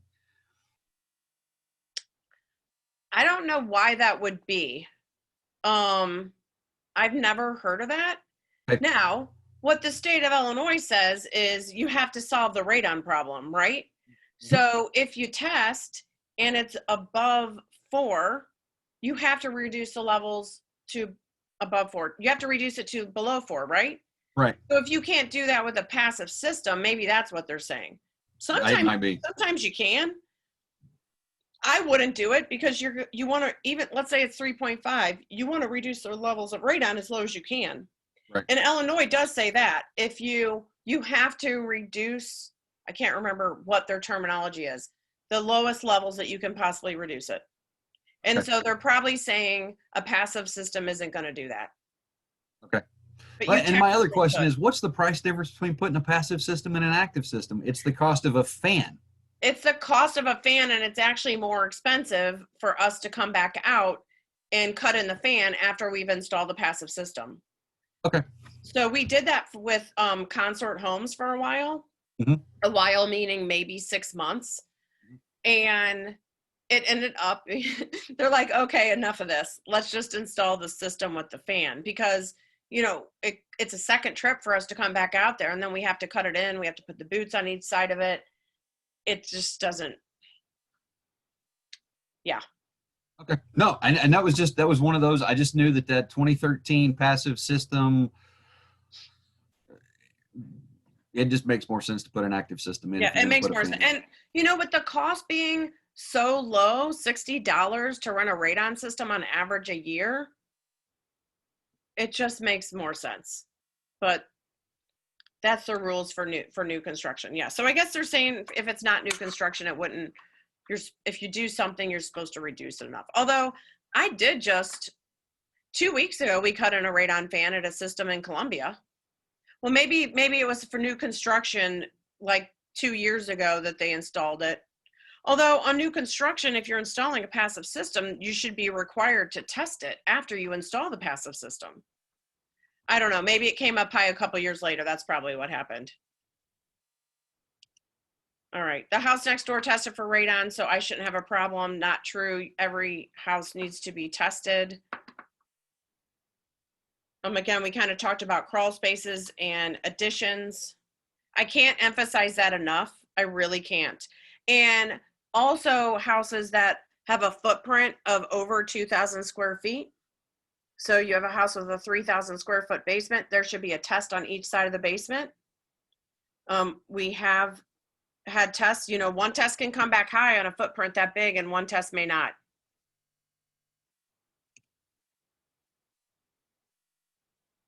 Selling a house. So it's also something that we've talked about a lot with realtors is when you're listing a house, go ahead and test for radon. And you can use these $20 do-it-yourself radon test kits, and you can buy them from us. And if you think it's a good idea or you want to try it, we'll give you a discount if you buy several of them. But if they're mail in, you get the test results fairly quickly. It's a 3 to 7 day test. But if the seller is going to be installing a mitigation system anyway, they might as well just test and get the system installed. So it's not something that you're dealing with after the inspection, and it's not part of the negotiation. It's actually a good selling point to have a radon mitigation system, because likely the radon levels are going to be below where they would have been without a system. So you can go find a house that doesn't have radon levels above 4, but what if they're 3.2, and instead you could have a system that lowers it to 0.8. It's actually a positive. Also, we get a lot of buyers that call us for advice, and they want to know what level we're going to be able to reduce the system to. And there's simply no way of knowing before we install the system what the level is going to be after the fact. We guarantee that it's below 4, but beyond that, we don't know what the radon level is going to be.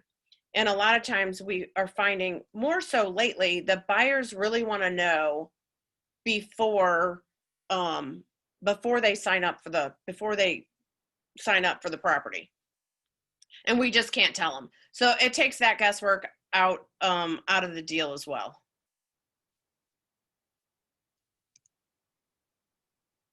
The HVAC systems in commercial buildings, office spaces, apartment buildings don't need to be tested for radon because they're circulating for more air.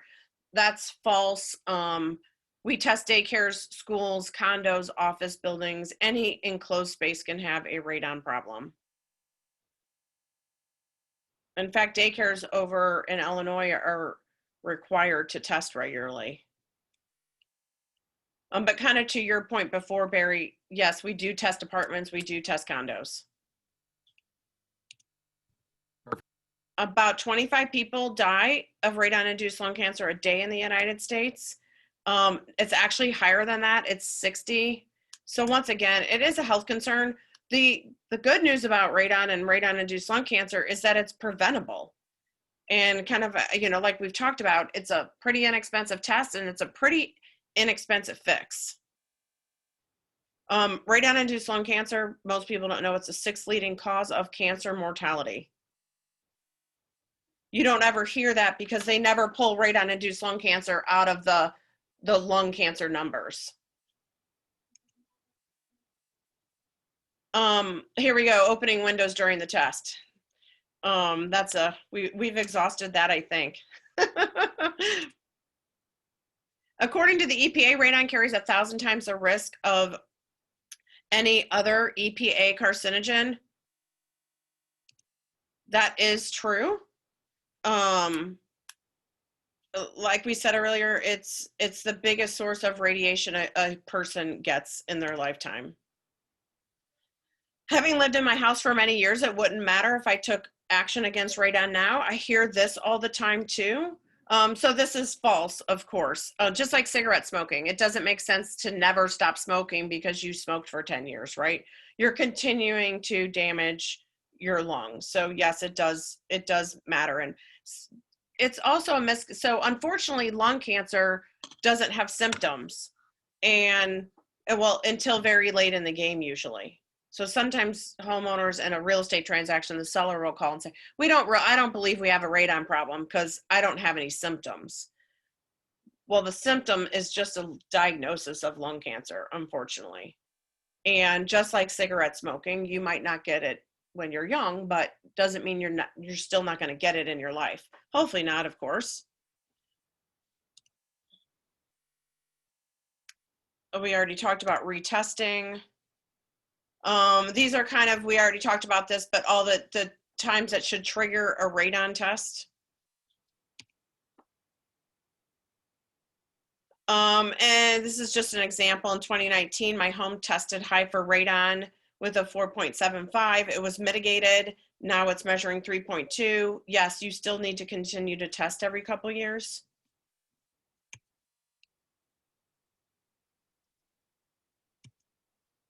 And if you do have a radon system or a house that you're looking at does, and it does test high, it's not the end of the world. We can typically make modifications to that system, add maybe a second suction point or something to reduce the levels back below 4.0. According to the EPA, air quality indoors is up to 5 times worse than outside. That's true. I think a lot of people think the air quality in our home is safer than outside. And again, we are in our homes more than ever. So it's a great reason to be making sure our air quality is on point in our house. One of the reasons there's not as much education around radon as there should be is because we don't hear these huge stories about somebody dying of radon-induced lung cancer. And there's a couple of reasons why. One, it's not like carbon monoxide where a whole family dies overnight because they had a leak and it makes the news in the morning. It's a long-term exposure deal, so you don't hear about it. And then, unfortunately, the mortality rate of lung cancer is so high, and a lot of times it takes people so quickly that no one's talking about it. But this is an Olympic athlete. She was diagnosed with lung cancer at 31, and she attributes it to radon. She had radon in her childhood home growing up and in the home that she lived as an adult. So unfortunately, there's not a lot of lung cancer survivors that can advocate for radon testing and mitigation. So why risk it? Again, radon-induced lung cancer is preventable. We do have, I don't know if you guys, any of you guys door knock, Barry, still? Absolutely, we do. Okay, so we have these door hangers, and right here under where it says our phone number, we left a spot where you could staple your business card. Just another, excuse to door knock. So if anybody's interested in these, I can send you some. Yeah, that'd be awesome. You still got my address and stuff, right? I'll make sure they get to the office. Okay, how many do you want? Sheila says a lot. Tell me, I just got these made and printed, so tell me, I'll give you what you want. Send 1,000. Okay. I mean, they're a great topic, And Sheila will take 800 of them. Hey, it's almost that time, right? It's going to be fall and it's not going to be blazing hot out. And so we gave you those hand sanitizers. We actually sell those to our, referral partners to help you guys out. People put them in, you take them to your, what do you call it? What do you guys do on the weekend? I'm at a loss for words. We do some open houses. We do some open houses now. Yeah, open houses, your clients, whatever. If you need any of these, we're having a back to school special where we'll donate some to your school if you buy them. And we can also co-brand them if you're interested in that. But so our systems have a 5-year warranty. We take cash, credit card. We can do pay at closing. On our website, we answer the phone 24 hours a day if you need something.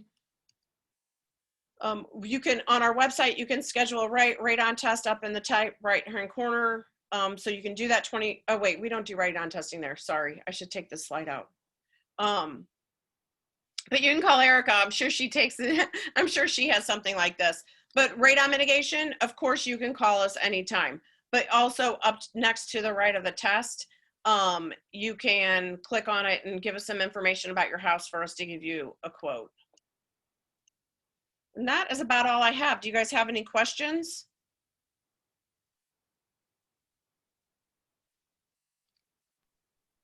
No, I think this was outstanding. I'm excited. We've recorded it, so it's going to be available. It's going to be on our YouTube channel for agents to see that weren't able to attend today. And I'm excited to have you as a partner doing this. I think this was fantastic education. Sheila, what about you? Oh, absolutely. I thought I knew everything I needed to know about radon, but you learn something new all the time. This is great. Thank you. Awesome. I'm happy to hear that you guys got a lot out of it. Yeah. Use me as a resource. Here's my number. Hopefully you got my card in the bags. If you need more of anything, let me know, but use me as a resource. Call me, say, I'm looking at this house. It has a system. This doesn't look right. Or you can snap a picture on my cards that hopefully you have. My cell phone is 314-220-0566. You can snap a picture of something and say, does this look right? What should I do? I mean, we don't have to be actively working on a deal at the time. Perfect. Sherry, you have these in the office, the bags that she's talking about? We have the cards. We have the flyers or the information sheets that she sent. And we did have hand sanitizers and pens until, you know, people started trolling through the office and realized it was hand sanitizer. And so I think there's a few left, but yeah, the information's actually sitting right there on the information desk. Okay, perfect. Sherry, if Send you some more. Sherry, I have a question. If someone has a system and wants you all to come out and see, I have an old system, and so if I wanted you to come out and take a look at it and make sure it's doing its job, is there a fee for that? Yes. So, it just depends. Like if you want to call me and I can kind of walk through some stuff with you. So we maybe know ahead of time, like, is your fan working, stuff like that. I mean, we charge $150 service fee to go out and take a look at something. But if there's repairs that need to be made, that's included. Like we deduct that off your repairs, right? Okay.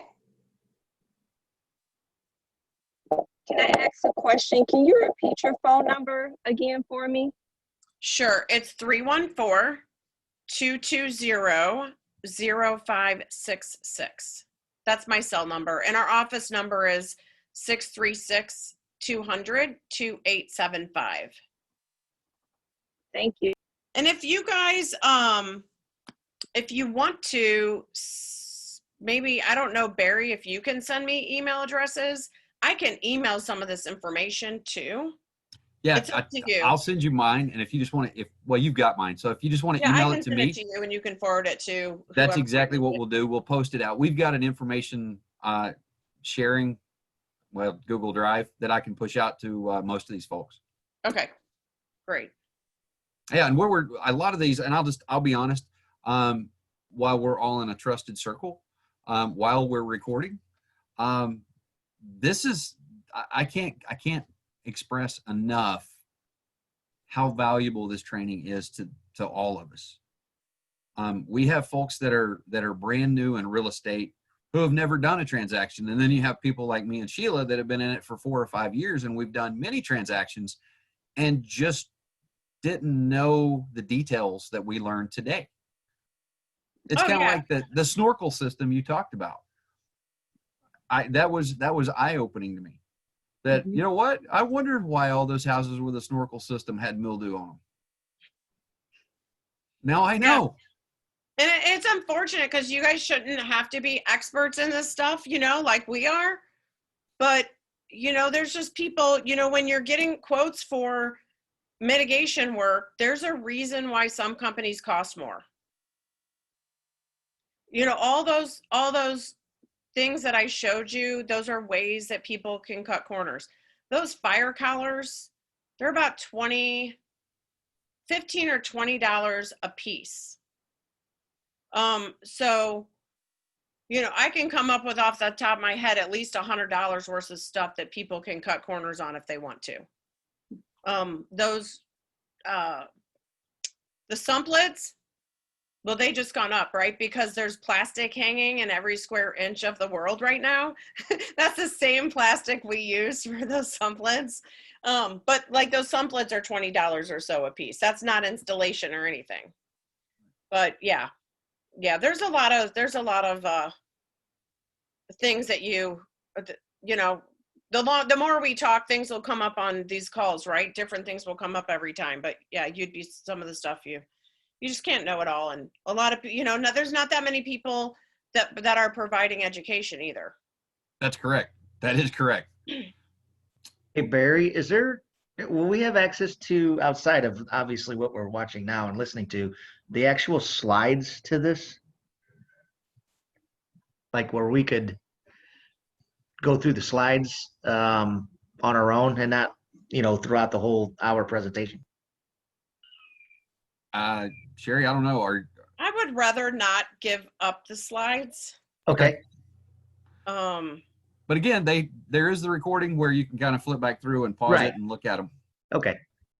I mean, if you ever have any questions, I'm happy to answer them. And those brochures that I gave you, Barry, it's kind of like Radon 101. It is. And I'll provide you that in a PDF if I haven't already. Sure, that'd be great.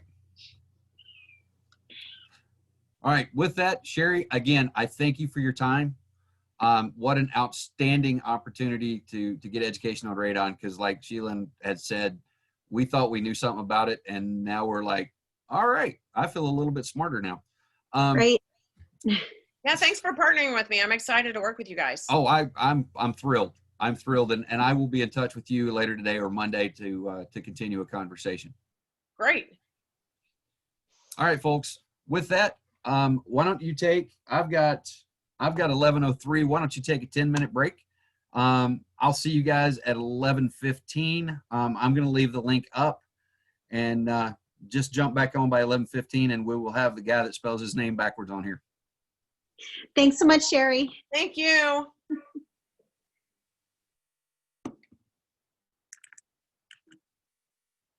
Sherry, if you can make me the host. Here, I got it. Do that. Stop sharing. Oh, here, let's see. If I just get off, will it make you the host? I'm going to do it right now. Okay. Make yourself the host. All right. Thanks again, Barry. I'll talk to you next week. Absolutely. Thank Okay, you. bye.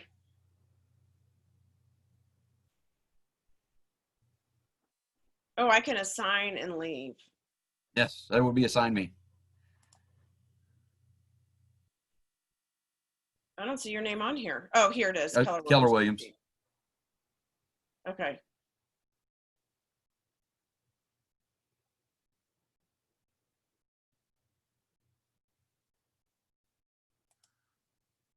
All right, ladies and gentlemen, welcome back from break. It is 11:15, and we have our third and final guest speaker with us today. It's the guy who spells his name backwards. I'm going to steal some of his thunder. Mr. Bob Madewell from Madewell Inspections. He's going to spend the next 30, 45 minutes, and he's going to talk to you about the whole home inspection process. And when you call a home inspector, what happens behind the scenes there. And then he'll answer any questions you may have about the home inspection process or any unique situations you've come up with. I use Bob myself. I've used him exclusively, pretty much, for a long time. And I've learned a lot from him and his guys. So without further ado, Mr. Madewell, it's all you. Hey, everybody. I apologize. I'm coming to you from my van. It's been a very busy Friday. Little disclaimer, just so you all know, everything that I'm going to talk about is based on my perspective from my company's point of view for the last 5 years. I'm not trying to pump my company in any way, shape, or form. I'm just going by my standards of practice. Now, some of the things are pretty much universal between all home inspectors, but there are certain things that I know that we do in Madewell Inspections that other companies might not do. So you get that client, they've got that contract signed, and then it comes to the point where you say, are you going to get a home inspection? And hopefully everybody says yes. We should always encourage everyone to get a home inspection. And then you're going to give them your referrals. 3 is usually the general practice. And yes, I do know your guys' part of the business. Say they pick us, and then they're going to give us a call. They call us. We know that you guys have, from the time the contract signed, the 20 days. We know that you guys like to get it done in 10, so you have time for responses. And then we're going to set up all the inspections. We're going to set up the whole home inspection and the termite. Those are together. We offer the termite for free, so it's basically included in the price of the home inspection. We base our pricing off of size. So it depends on the size of the house. The average price for a home inspection, if you would love to tell your customer this information, you can. The average price is between $400 and $500. for the home inspection. It can be more if you add on sewer and radon. Those are your two main add-ons. And we will ask, when they call us, they'll talk to Katrina. She's the only person they'll talk to besides me. And Katrina will say, so home and termite, what's the size of the house? Would you like to get a sewer scope? Would you like to get radon? And she'll also explain to them what those are if you guys haven't had the opportunity to do so, or if they just don't remember if somebody's explained it to them. She'll tell them what radon is, how the test works, same with the sewer scope. And we use third-party vendors that are our partners for those services. There's two reasons for that. One, I just feel like it's a little odd, say for like the termite inspection, to do the termite inspection. And then the first question they're going to ask if I say, hey, there's termites, is how much is it going to cost to have it treated? And I don't know that information, so I rely on Alan. And Alan from American Termite is our termite guy. We do not care who you use, so we understand that if it's a VA, the seller is going to get their own person, or can get their own person since they're paying for it. But if you allow us to do it, it'll usually be Alan, unless you guys, for whatever reason, say, hey, I'd rather use someone else. So we schedule everything. We have access to showing time. We'll go into showing time. We will schedule all those inspections in showing time, so you guys don't have to worry about that. We have Supra, so we can get into the building, and if there's different instructions in showing time, we'll make sure to put those in our notes. So say it's on a combo or whatever it might be on.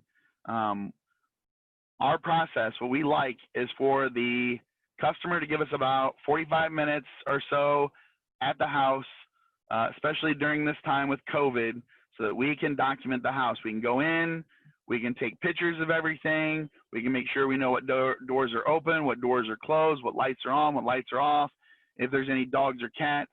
We just want time with that house so we can put it back the same way we found it. Then when the customer gets there, if they've given us that 45 minutes, we'll have something to talk to them about, because every time somebody shows up right at the beginning of the inspection, never fails, first question, so what do you think of the house? And my answer is always, because I'm Bob, hey, it's a house.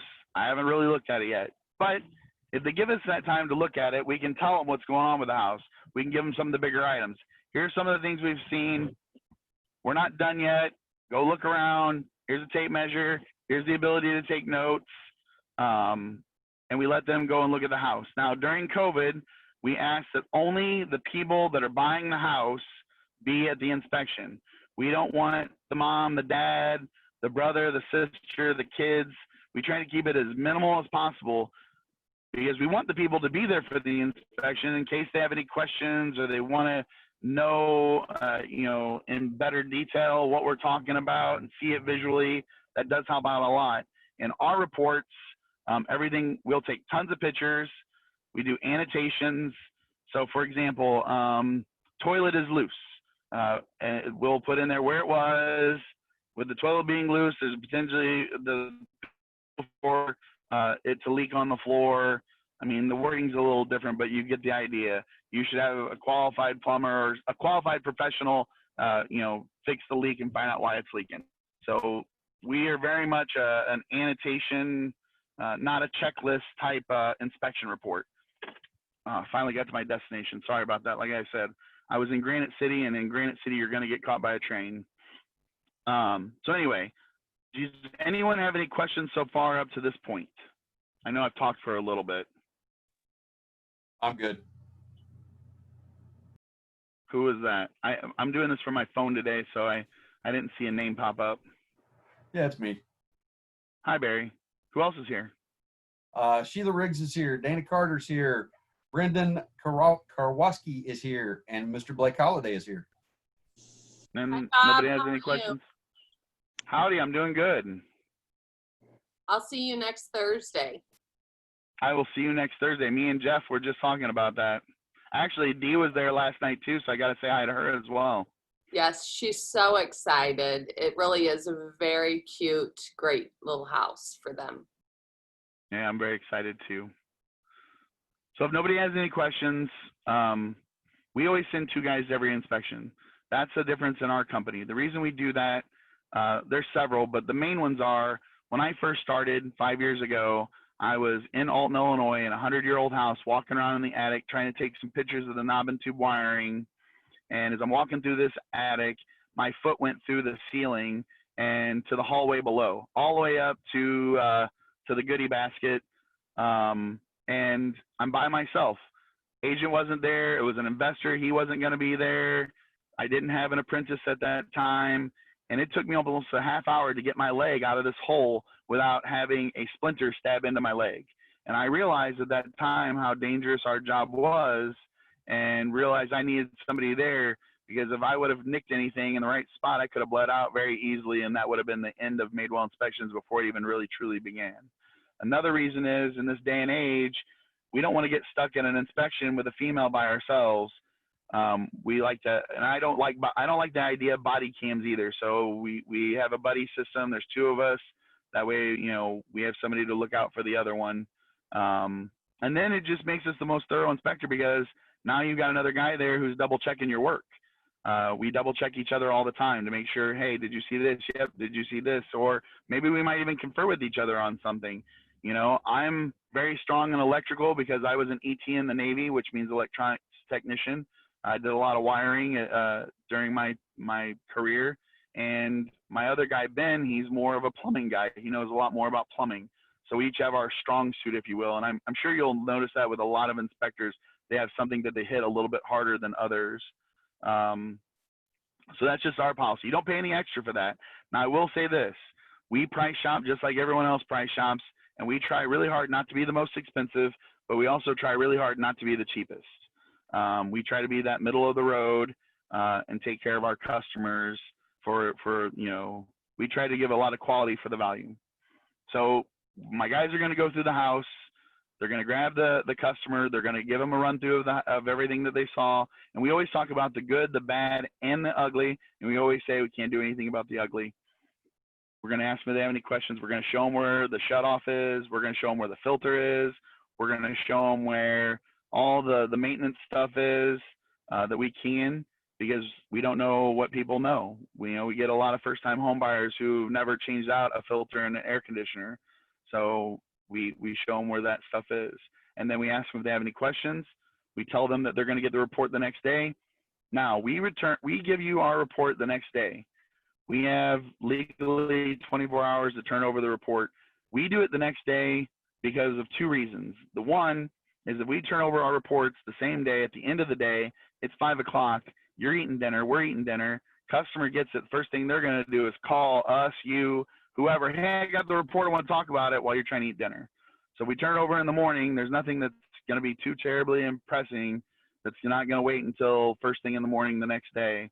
And then you guys can work on those reports and inspection responses and everything else. We will call you if we find something that's, dangerous. We'll call you if there's something just really out of the ordinary, give you a heads up so you're not surprised. One of our mottos is safe, secure, and surprise free. That includes, the customer for the house. We don't want them to find any surprises, but we also don't want you guys getting any surprises like, hey, there's a bunch of mold, and the first time you hear about it is because the customer called saying, hey, I just got the report and there's a bunch of mold. We're going to give you a heads up so you can be prepared for that news. Then we do follow up, so if the customer gets the report and they have questions, they can ask. If you guys get the report and you have questions, you can call and ask. We'll call you back. We'll talk to you. We'll even help with the inspection response. Say, once again, we'll use that toilet. The toilet's loose. That's usually an orange item unless we actually see leaking. And you call and say, what do we do? Well, you get somebody out there and you change out the wax ring. And we can tell you, hey, this is mainly a handyman item. Orange items, we call them handyman items, or we can say it's a pressing issue. Just so you know, we have 3 types of items in our reports. We have blue items. Those are maintenance. You're now a homeowner. You now have to caulk and paint. 2, you got the orange items, which are those handyman items. And then 3, you got red items, which are items you guys are going to focus on. Now, remember, though, with the red items, take everything with a grain of salt. So a red item can be a screw missing in an outlet cover because it's a potential electrical hazard because that outlet cover is not secure. It's a 10-cent item. It's not the end of the world. But if it's a no ground to the electrical panel, that's a major concern. That's something that's going to have to be addressed. unless, and here's another caveat, unless it's an older house, it wasn't designed to have grounds. There was just never a ground put into the house because it was built in 1930 or 1920, and they've not updated the electrical system. So we will let you know all this information. If you have any questions, you can feel free to call us and ask. That's pretty much the rundown of the process from start to finish. And I've been doing this with Barry for a few weeks now, so I've gotten my process down really quick, and I leave a lot of time for questions. And it could be anything. Why is Bob's favorite color orange for all I care? So feel free to ask any question you might have. Bob, Heidi Goff was talking this morning, and she talked about the peach, P-E-A-C-H, as Who critical did? items that they look for. And peach being plumbing, electrical, appliances, cooling, and heating. Yes. Is that kind of the Those are the process major that you systems. follow as well? Yes. But we're also looking for stuff like holes in the envelope. And when we say the envelope of the house, we're talking about the siding, we're talking about the roof, any potential leaks. So we're looking for holes where critters can get in. We're looking for holes where water can get in. But yes, we don't use that term, but now I'm going to. Thank you for telling me that. But yes, we say the major components: your water heater, your furnace, your outside air conditioner, your electrical system, your plumbing system, your wastewater system. You know, those are the major components of the home. We look for all those. I consider myself a master a building science because all the systems work together like a body. You have your skin, which is your siding, which is your roof, which keeps, you know, everything that's supposed to be in and everything supposed to be out. You got your circulatory system, which is your plumbing system. You've got your wastewater system, which is, you know, your also your plumbing, but it's getting rid of all the stuff that the body doesn't want anymore. You got your nervous system, which is your electrical system. The house is like a body, and it all works together. Each system works upon another system. So when I teach my guys how to do a home inspection, we always walk around the outside first and identify those areas where there might be a hole, where there might be a dip in the foundation, the grading to see if water's coming back into the house, the gutters, the downspouts. We're looking at that outside and then going inside if we think that we see an issue on the outside and see if we can identify it on the inside as well. So it's a whole process from start to finish. But I like that, Peach. That's nice. Go ahead. Hey guys, Any other Bob's questions? here. Time to ask questions.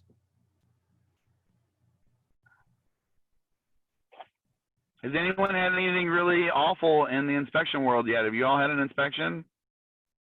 Any inspection nightmare stuff? Sheila Riggs has.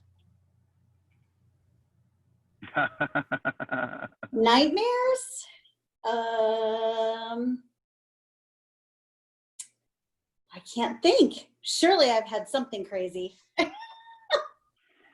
What about just in general? Like, is there a certain part of the home inspection that's like, man, I don't understand this. Like, you have to point out that there's two-prong outlets.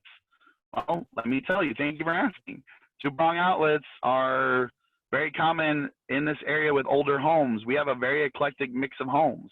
And during the time that some of these houses were built, they weren't built with a ground. So there's two-prong outlets.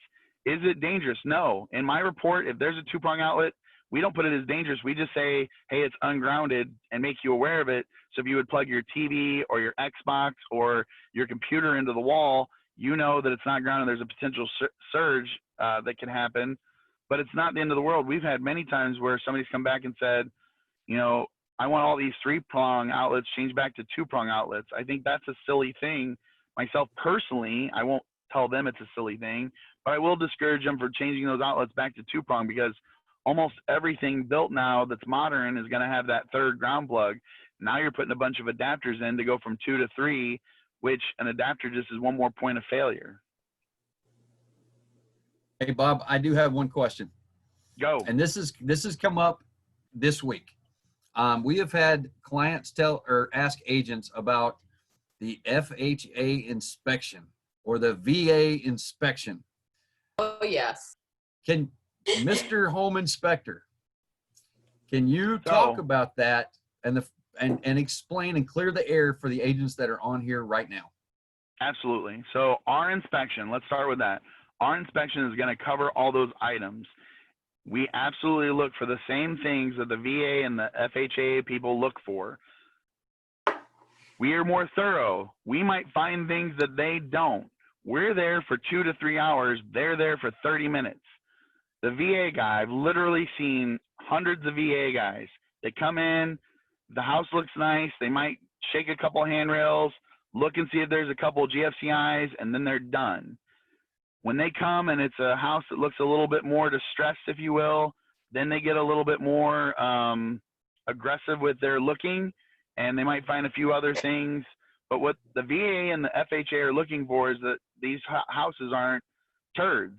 They're mainly making sure that some VA guy, some veteran, isn't going to move into something that's going to collapse around his head. But they don't go into the attic. They don't go into the crawl space. I think I've seen a couple VA guys possibly carrying a ladder, but those are very rare.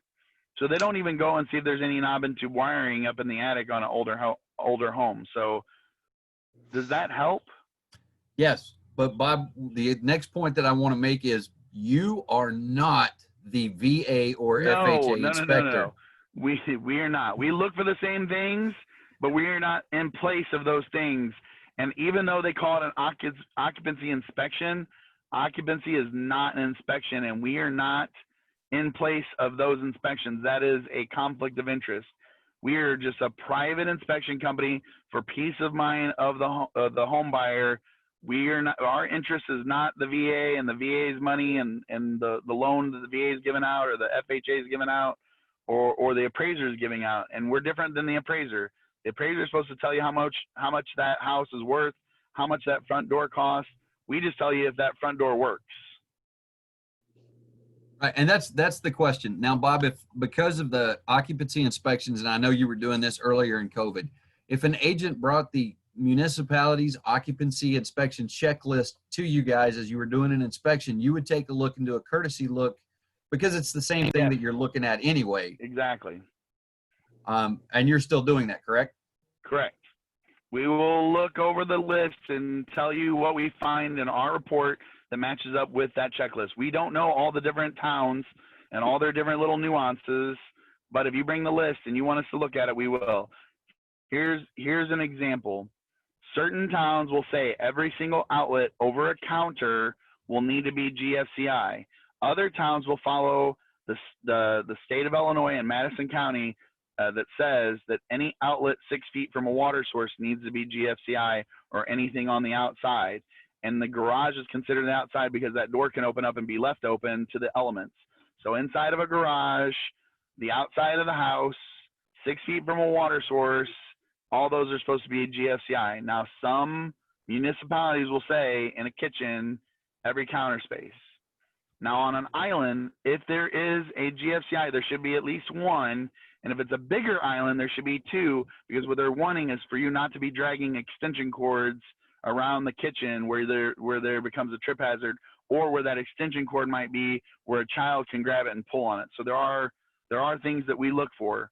We are not code inspectors, but we do know a lot about code because we need to know. But there's, for example, NEC code changes every couple of years. I think we're right now on 18 code, and I don't know if the new codes come out, but there's some towns that are still at 2009 code, and they haven't even reached 2018 code. And here's the thing that we have to know as home inspectors. Oh, this is probably more than you want to know or need to know, but for a long time, new builds were putting the single outlet, instead of the GFCI behind the washing machine, for example. And people were fine with that, and that was part of the code. Then it changed. So first off, it couldn't be two outlets. It had to be a single outlet. Then it had to be GFCI outlet. I'm sorry. Let me go back. First it was two outlets. Then it was a GFCI outlet. Then it was acceptable for a single outlet, and then it went back to the GFCI outlet. So if we call out a single outlet, at the time that it was built, it was probably correct. But what's happening is there are people who are smart, when it comes to Murphy, don't underestimate Murphy and Murphy's Law. People were plugging in power strips into that single outlet, plugging their washing machine into that, and then plugging other items. And now they have no GFCI protection. They're using their ironing, their ironing board and their ironer because their iron to flatten their clothes out. And there's water around, and they can get electrocuted if water, gets to that electrical cord. So there's nothing to stop them. There's no GFCI protection. They thought that no one would plug anything other than that one device into the outlet. Same thing happened with the sump pumps. Sump pump in a basement. At one point in time, it was supposed to be GFCI, and then it was single outlets were okay, and then it went back to GFCI. So it changes that quickly when people realize, oh, with these single outlets, people are plugging these extension cords in, and it just ruined the whole point of a single outlet. Does that make sense? Yep. Like I said, that's a lot, but that's stuff that we need to know, and that stuff, like, I'm a nerd. I'm a big nerd. I'll admit it 100%. I love this stuff. I sit there and I read code books as bedtime stories. That's just how I am. That's why I know a lot of people make fun of me getting that master inspector badge, but I mean, in reality, I wanted to set myself apart. You have to be in business for at least 3 years. You have to do at least over 1,000 inspections, and you have to take a test. But I continuously, every year, not only do my CEs, but I also do extra and above and beyond that to continue my education. When a new code comes out and I learn about it, I start looking it up to find out what's going on. So if I forget your birthday, don't get mad at me, because this brain only can hold so much, and it holds a lot when it comes to a house.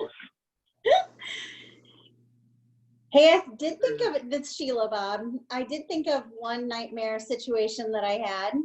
Okay.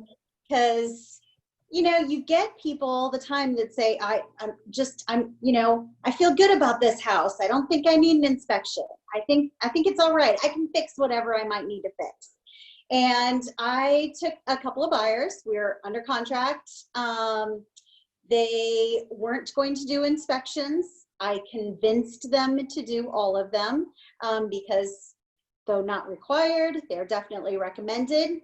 This house looked pristine, owned by the same owners for, I don't even know, it was like 45 years. It was a long ownership, and everything looked fabulous. They had kept every manual for everything that they had ever purchased or put in the house. And so my buyers were still feeling really good about it. We get the inspection response back, or the inspection back, and it turns out there's no motor in the aeration system. Okay. So, right? I know, it's crazy. So we asked, and they said, well, yeah, the red light kept coming on, and we went in there, and the motor wasn't working right. And we had a friend who told us our toilets would still flush. You don't need the motor. Okay. And so they had taken the motor out like 2 years prior. 2 years Gotcha. of Wow. having no motor in there. The whole system needed to be replaced. And my buyers were not going to do inspections because they felt good about the house because it looked perfect. Now, just so you know, we will look at that out of courtesy, but an irrigation system, a intercom system, a security system, those are things that are not covered in the standards of practice. So there's Correct. some inspectors that won't touch those items. We will look at them as a courtesy, but they're not normally something that we would put in our reports, just so you're aware. Right. And exactly the reason why there's so many buyers that think if they just get the home inspection, that covers everything. And it's why it's important for us to make sure to tell them you need to do all the inspections. Oh, absolutely. And we have a company that if you got an irrigation system and you're concerned about it, I told it to you guys last time, that Hawkeye Solutions, they're the ones that we use. They're really good at what they do when it comes to the irrigation. We also partner with ADT, so we will send out an email if we see an alarm system, and we'll ask them, hey, do you want ADT to contact you? We work with Secure 21, who's an ADT authorized representative, and you can opt out of that email. If anyone gets any spam from them, let me know, because they'll be put on notice. But they've been really good. You opt out and they'll leave you alone. but we do give them that opportunity. We only send it to them after we've asked. Hey, you got an alarm system? Are you going to worry about that? Oh yeah, send over your girl. That's great. So you know, we do that, but only when prompted. That's good though. That's something I didn't touch on. There are systems in the house, alarm system, security. You know. Oh, here's one. Carbon monoxide and fire and smoke detectors that are attached to the security system. During a normal inspection, if we see that they're hardwired, we won't mess with them because there's been a couple times where they've been set off not by us but by other people that are in the house messing around with stuff while we're doing our inspection, and we've had the fire department and the police show up to the house because the system was still active. So we try really hard to tell people, hey, you know, leave those alone. We'll look at those, but there's just a general disclaimer in our report that says, you know, we've seen that they were there, but we can't guarantee they're how they work because they were hardwired, and we don't want to have a truck roll of the fire department because no one's done it yet, but it is possible if you call out the fire department for a false alarm to have to pay a fee for that, and I don't want to ever have to pay that fee. Hey, let me bring up this point. Speaking of CO2 and smoke detectors, hey, go on Amazon and order a box of smoke detectors and a box of CO2 detectors. They're not expensive. Carry in your car. I have saved a couple of deals because I just happen to have a couple of smoke detectors when the occupancy inspector, the occupancy permit guy's there, he'll look and say, hey, by the way, there's not a smoke detector 15 feet from the bedroom. And I'm like, oh, give me about 2 seconds and there will be. And I run out to my truck and I grab one and it's there because it sticks to the wall or it sticks to the ceiling. And it's saved that home seller another $85 to get the occupancy inspector back out there. Depends on the municipality, but go on Amazon and order. You can buy, I think it's like 6 for $20 for smoke detectors, and the same thing with CO2s. You can go to Home Depot and Lowe's and buy a contractor pack and get them for like, I think $5 a piece or even cheaper. Yeah, and that's exactly what it is. It's the same thing. But yeah, go get them. And I can't do that in any way, shape, or form. But you have fun. I do carry. So here's another thing that I do that goes above and beyond. Me and the guys carry batteries. So if we see that there's a thermostat and the battery's low, we'll take out the old batteries and put new batteries in there. There are some home inspectors like, oh, battery's not working, and they'll just mark it up. It's not working when all you gotta do is change out the batteries. Hold on 1 second. I gotta do something real quick. Sorry. Yeah, I do the same thing, guys. And it's just a little realtor thing, right? I do carry extra batteries in my truck, and I carry, like I said, a box of smoke detectors because inevitably you can save that seller or even that buyer a lot of frustration if you just hand them a smoke detector or a CO2 detector and go, here, don't worry about it. I'm just going to give it to you. You put it up. Okay. Sorry, I had to adjust. Been sitting in my vehicle seat too long. You're good, Bob. It's been a crazy week and a crazy Friday. You guys have been extremely busy, and I appreciate you very much. We have been, since everything got back to business, we've been extremely busy. So that's another thing. We are trying. We're not telling the general public, but we are looking for guys. I want to do another team because we have probably been giving a couple inspections away a week. Oh, who's that? Never mind. That was me. Sorry. Okay, I was like, is that a ball game? But yeah, we just don't have the availability. We and some of our customers, and I know it's not you guys, but some of our customers like, oh, I got to get it as soon as possible. You know, we try to tell them, like, when we try to fill them out, like, when did you sign the contract? You know, oh, it was only 2 days ago. No, you've got plenty of time. I know it's 5 days out. Don't worry. You got plenty of time because it'll be within that 10-day window. And over in Missouri, they only have 10 days. I know Missouri because we work in Missouri. They only have 10 days period for their inspection responses. So we try to stay within that 10-day window. And, you know, there's been a couple times where it's been 11. There's been a few times it's been 12 because the customer really wants to use us. But we are trying to add another team so we can take on more inspections. We've just been extremely busy and extremely blessed, and we appreciate it. So, and we do have a couple people that, hey, we're sorry we can't help you. Here's a number of somebody that we would trust. If you wanted to give them a call, they might have availability. Because I don't believe in competition. Me and Mark Warren are friends, and Mark took me under his wing very early on, and he knows a lot, and I like to learn from people if they're willing to teach me, and I learned a lot from him. So yeah, I mean, it's friendly competition, but I just see him as somebody who helps me raise my bar higher, you know, and that's why I always try to be like Wolverine, the best there is at what I do. Hey, one of the things I will bring up is if you don't use Bob for a home inspection and you get a question on an inspection, Bob's a nerd.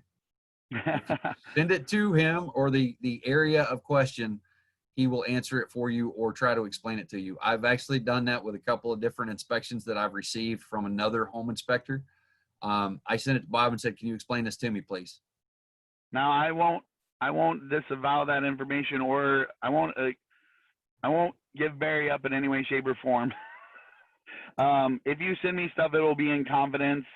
I will not let anyone know that I've seen this information, but I do on a regular basis, not from Barry, but on a regular basis, get 2 to 3 a week questions about other inspections, and I do not mind answering them. I will never throw somebody under the bus. I will always be factual, but always remember, I was not at the inspection. I did not see it live, so I cannot comment on it too much in the fact of other than what I see and what I would do in the own situation that I would be in. But I am more like, for example, you know, if somebody was like, "Hey, is this common to call out?" I would tell you yes or no. "Hey, does this look right to you?" Or I've had people that the inspection was done, they took a couple pictures of some things and said, "Hey, this wasn't the report. Is this something that you would call out?" I've even had that. So don't feel bad in any way, shape, or form, and I will not let anyone know that you have done this. I will not embarrass anyone. Barry volunteered that he uses me for that. I like to help. That's what I'm here for. I want to make sure, even if I don't do the inspection, that we're all taking care of our clients. These people are buying sometimes their most valuable possession that they'll buy in their whole lives. I want to make sure that they're doing it in confidence, you know. Before I became a home inspector, my daughter, she bought a house and it was a turd, and I wasn't a home inspector, so I didn't do the inspection. The guy that she got was recommended to her by the agent. And I'll tell you right now, after looking at that report, knowing what I know now, he didn't know his butt from a hole in the ground. And I don't want anyone to ever have to go through that. It was a pain in the butt to fix that house, and it was a pain in the butt to sell that house after the fact. And I don't want anyone to ever have to go through that nightmare. I don't want anyone to ever buy the money pit. And I don't want to ever be called the deal killer. If I come to a house and the deal dies, it was DOA. It was dead on arrival. And that's going to save you guys. Yes, I know you guys put a lot of time in it, and you guys spend a lot of time with your clients, and it sucks when it doesn't go through because I get it, it's payday. But they're going to be more appreciative of the fact that you took care of them, and they're going to tell everybody, and you'll get generational. You'll get their kids, their cousins, their mothers, their brother. "Hey, I went to buy this house, and Barry recommended Bob. Bob did an excellent job. I didn't buy the first house, but I bought the second house, and it was amazing. I would recommend these guys forever." And you know as well as I do, when everybody's quick to say, "Hey, he did a horrible job," they're not so quick to say, "Hey, they did a great job." But when they say they did a great job, it speaks volumes. And so you will gain a lot of support, and you'll gain a lot of love and trust from your clients if you take good care of them, which I'm sure you guys all know. I'm probably just preaching to the choir here, but I believe it, and I hope you guys believe it as well. Hey, a quick question back on the smoke detectors. Yes. Is it code in generally code to have a smoke detector and carbon monoxide if you are all electric? You do not need carbon monoxide detectors in all electric. If there's no gas in the house, you do not have to worry about a carbon monoxide detector. Okay. If there's gas in the house, you have to worry about it. But it will be, sometimes the municipalities will just say, make a blanket statement and say, hey, there has to be one on every level for whatever reason.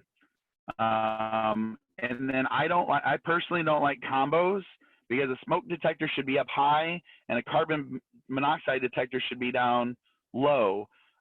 Smoke rises, so they're going to go off that way, and carbon is going to fill up from the bottom like a fish tank. It's going to fill up from the bottom, and once it gets to a point where that carbon monoxide detector is going to go off, you already have lost your oxygen. You're already in a bad place. But for carbon, it's supposed to be on each level of the home, basement, first floor. If there's a second floor, there should be one in each area in a common location, central, but fairly close to the device, the furnace or whatever, hot water heater, but not too close. Like there's instructions for it. Like you don't want it right next to it, because every time a water heater would like start heating the water, a puff of carbon's gonna get blown out and it might set it off accidentally. So there's so much space that you're supposed to be away from it, but you're supposed to be fairly close and towards the center of the house. With smoke, there's supposed to be one. The general rule is there's supposed to be one near all the bedrooms, so you can have one in the hallway. Some places like Belleville say there needs to be one in the hallway and in each bedroom. So it does get, from city to city, it does get a little weird, but the general rule is you want a smoke and a carbon on each floor. General rule. Does that help, Blake? Yeah. But yes, the technically, to answer your question directly, technically, you don't need one in a house if there's no gas, because there's no way for there to be any carbon monoxide.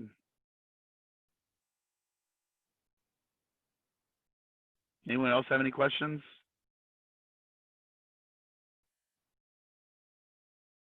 Perfect. Nope. Hey, Bob, I appreciate you Yes. again.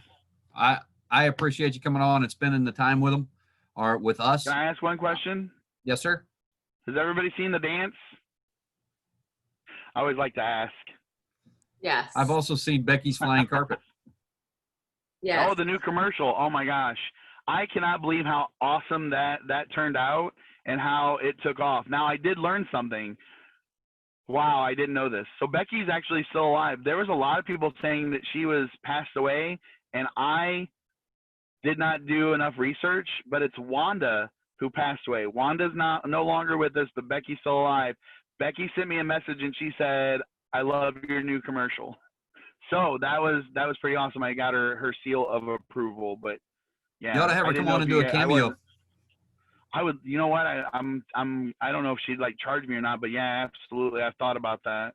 God, that would be something so we've cool. been talking about. It would. Anyway. Have her Thank ride the you all carpet so with you. much. Oh yeah. Or maybe she could be Becky and I could be like the one jumping off the arch. Like, okay, Bob, I'll catch you. Yeah, or she could give you the carpet. Here, passing it on to Bob. There you go. There. But hey, Bob, I appreciate you. These guys Thank you, appreciate Barry. you. And Thank you, everybody. everybody have a Yes, great thank day. you. I'm going to go ahead. I just stopped recording.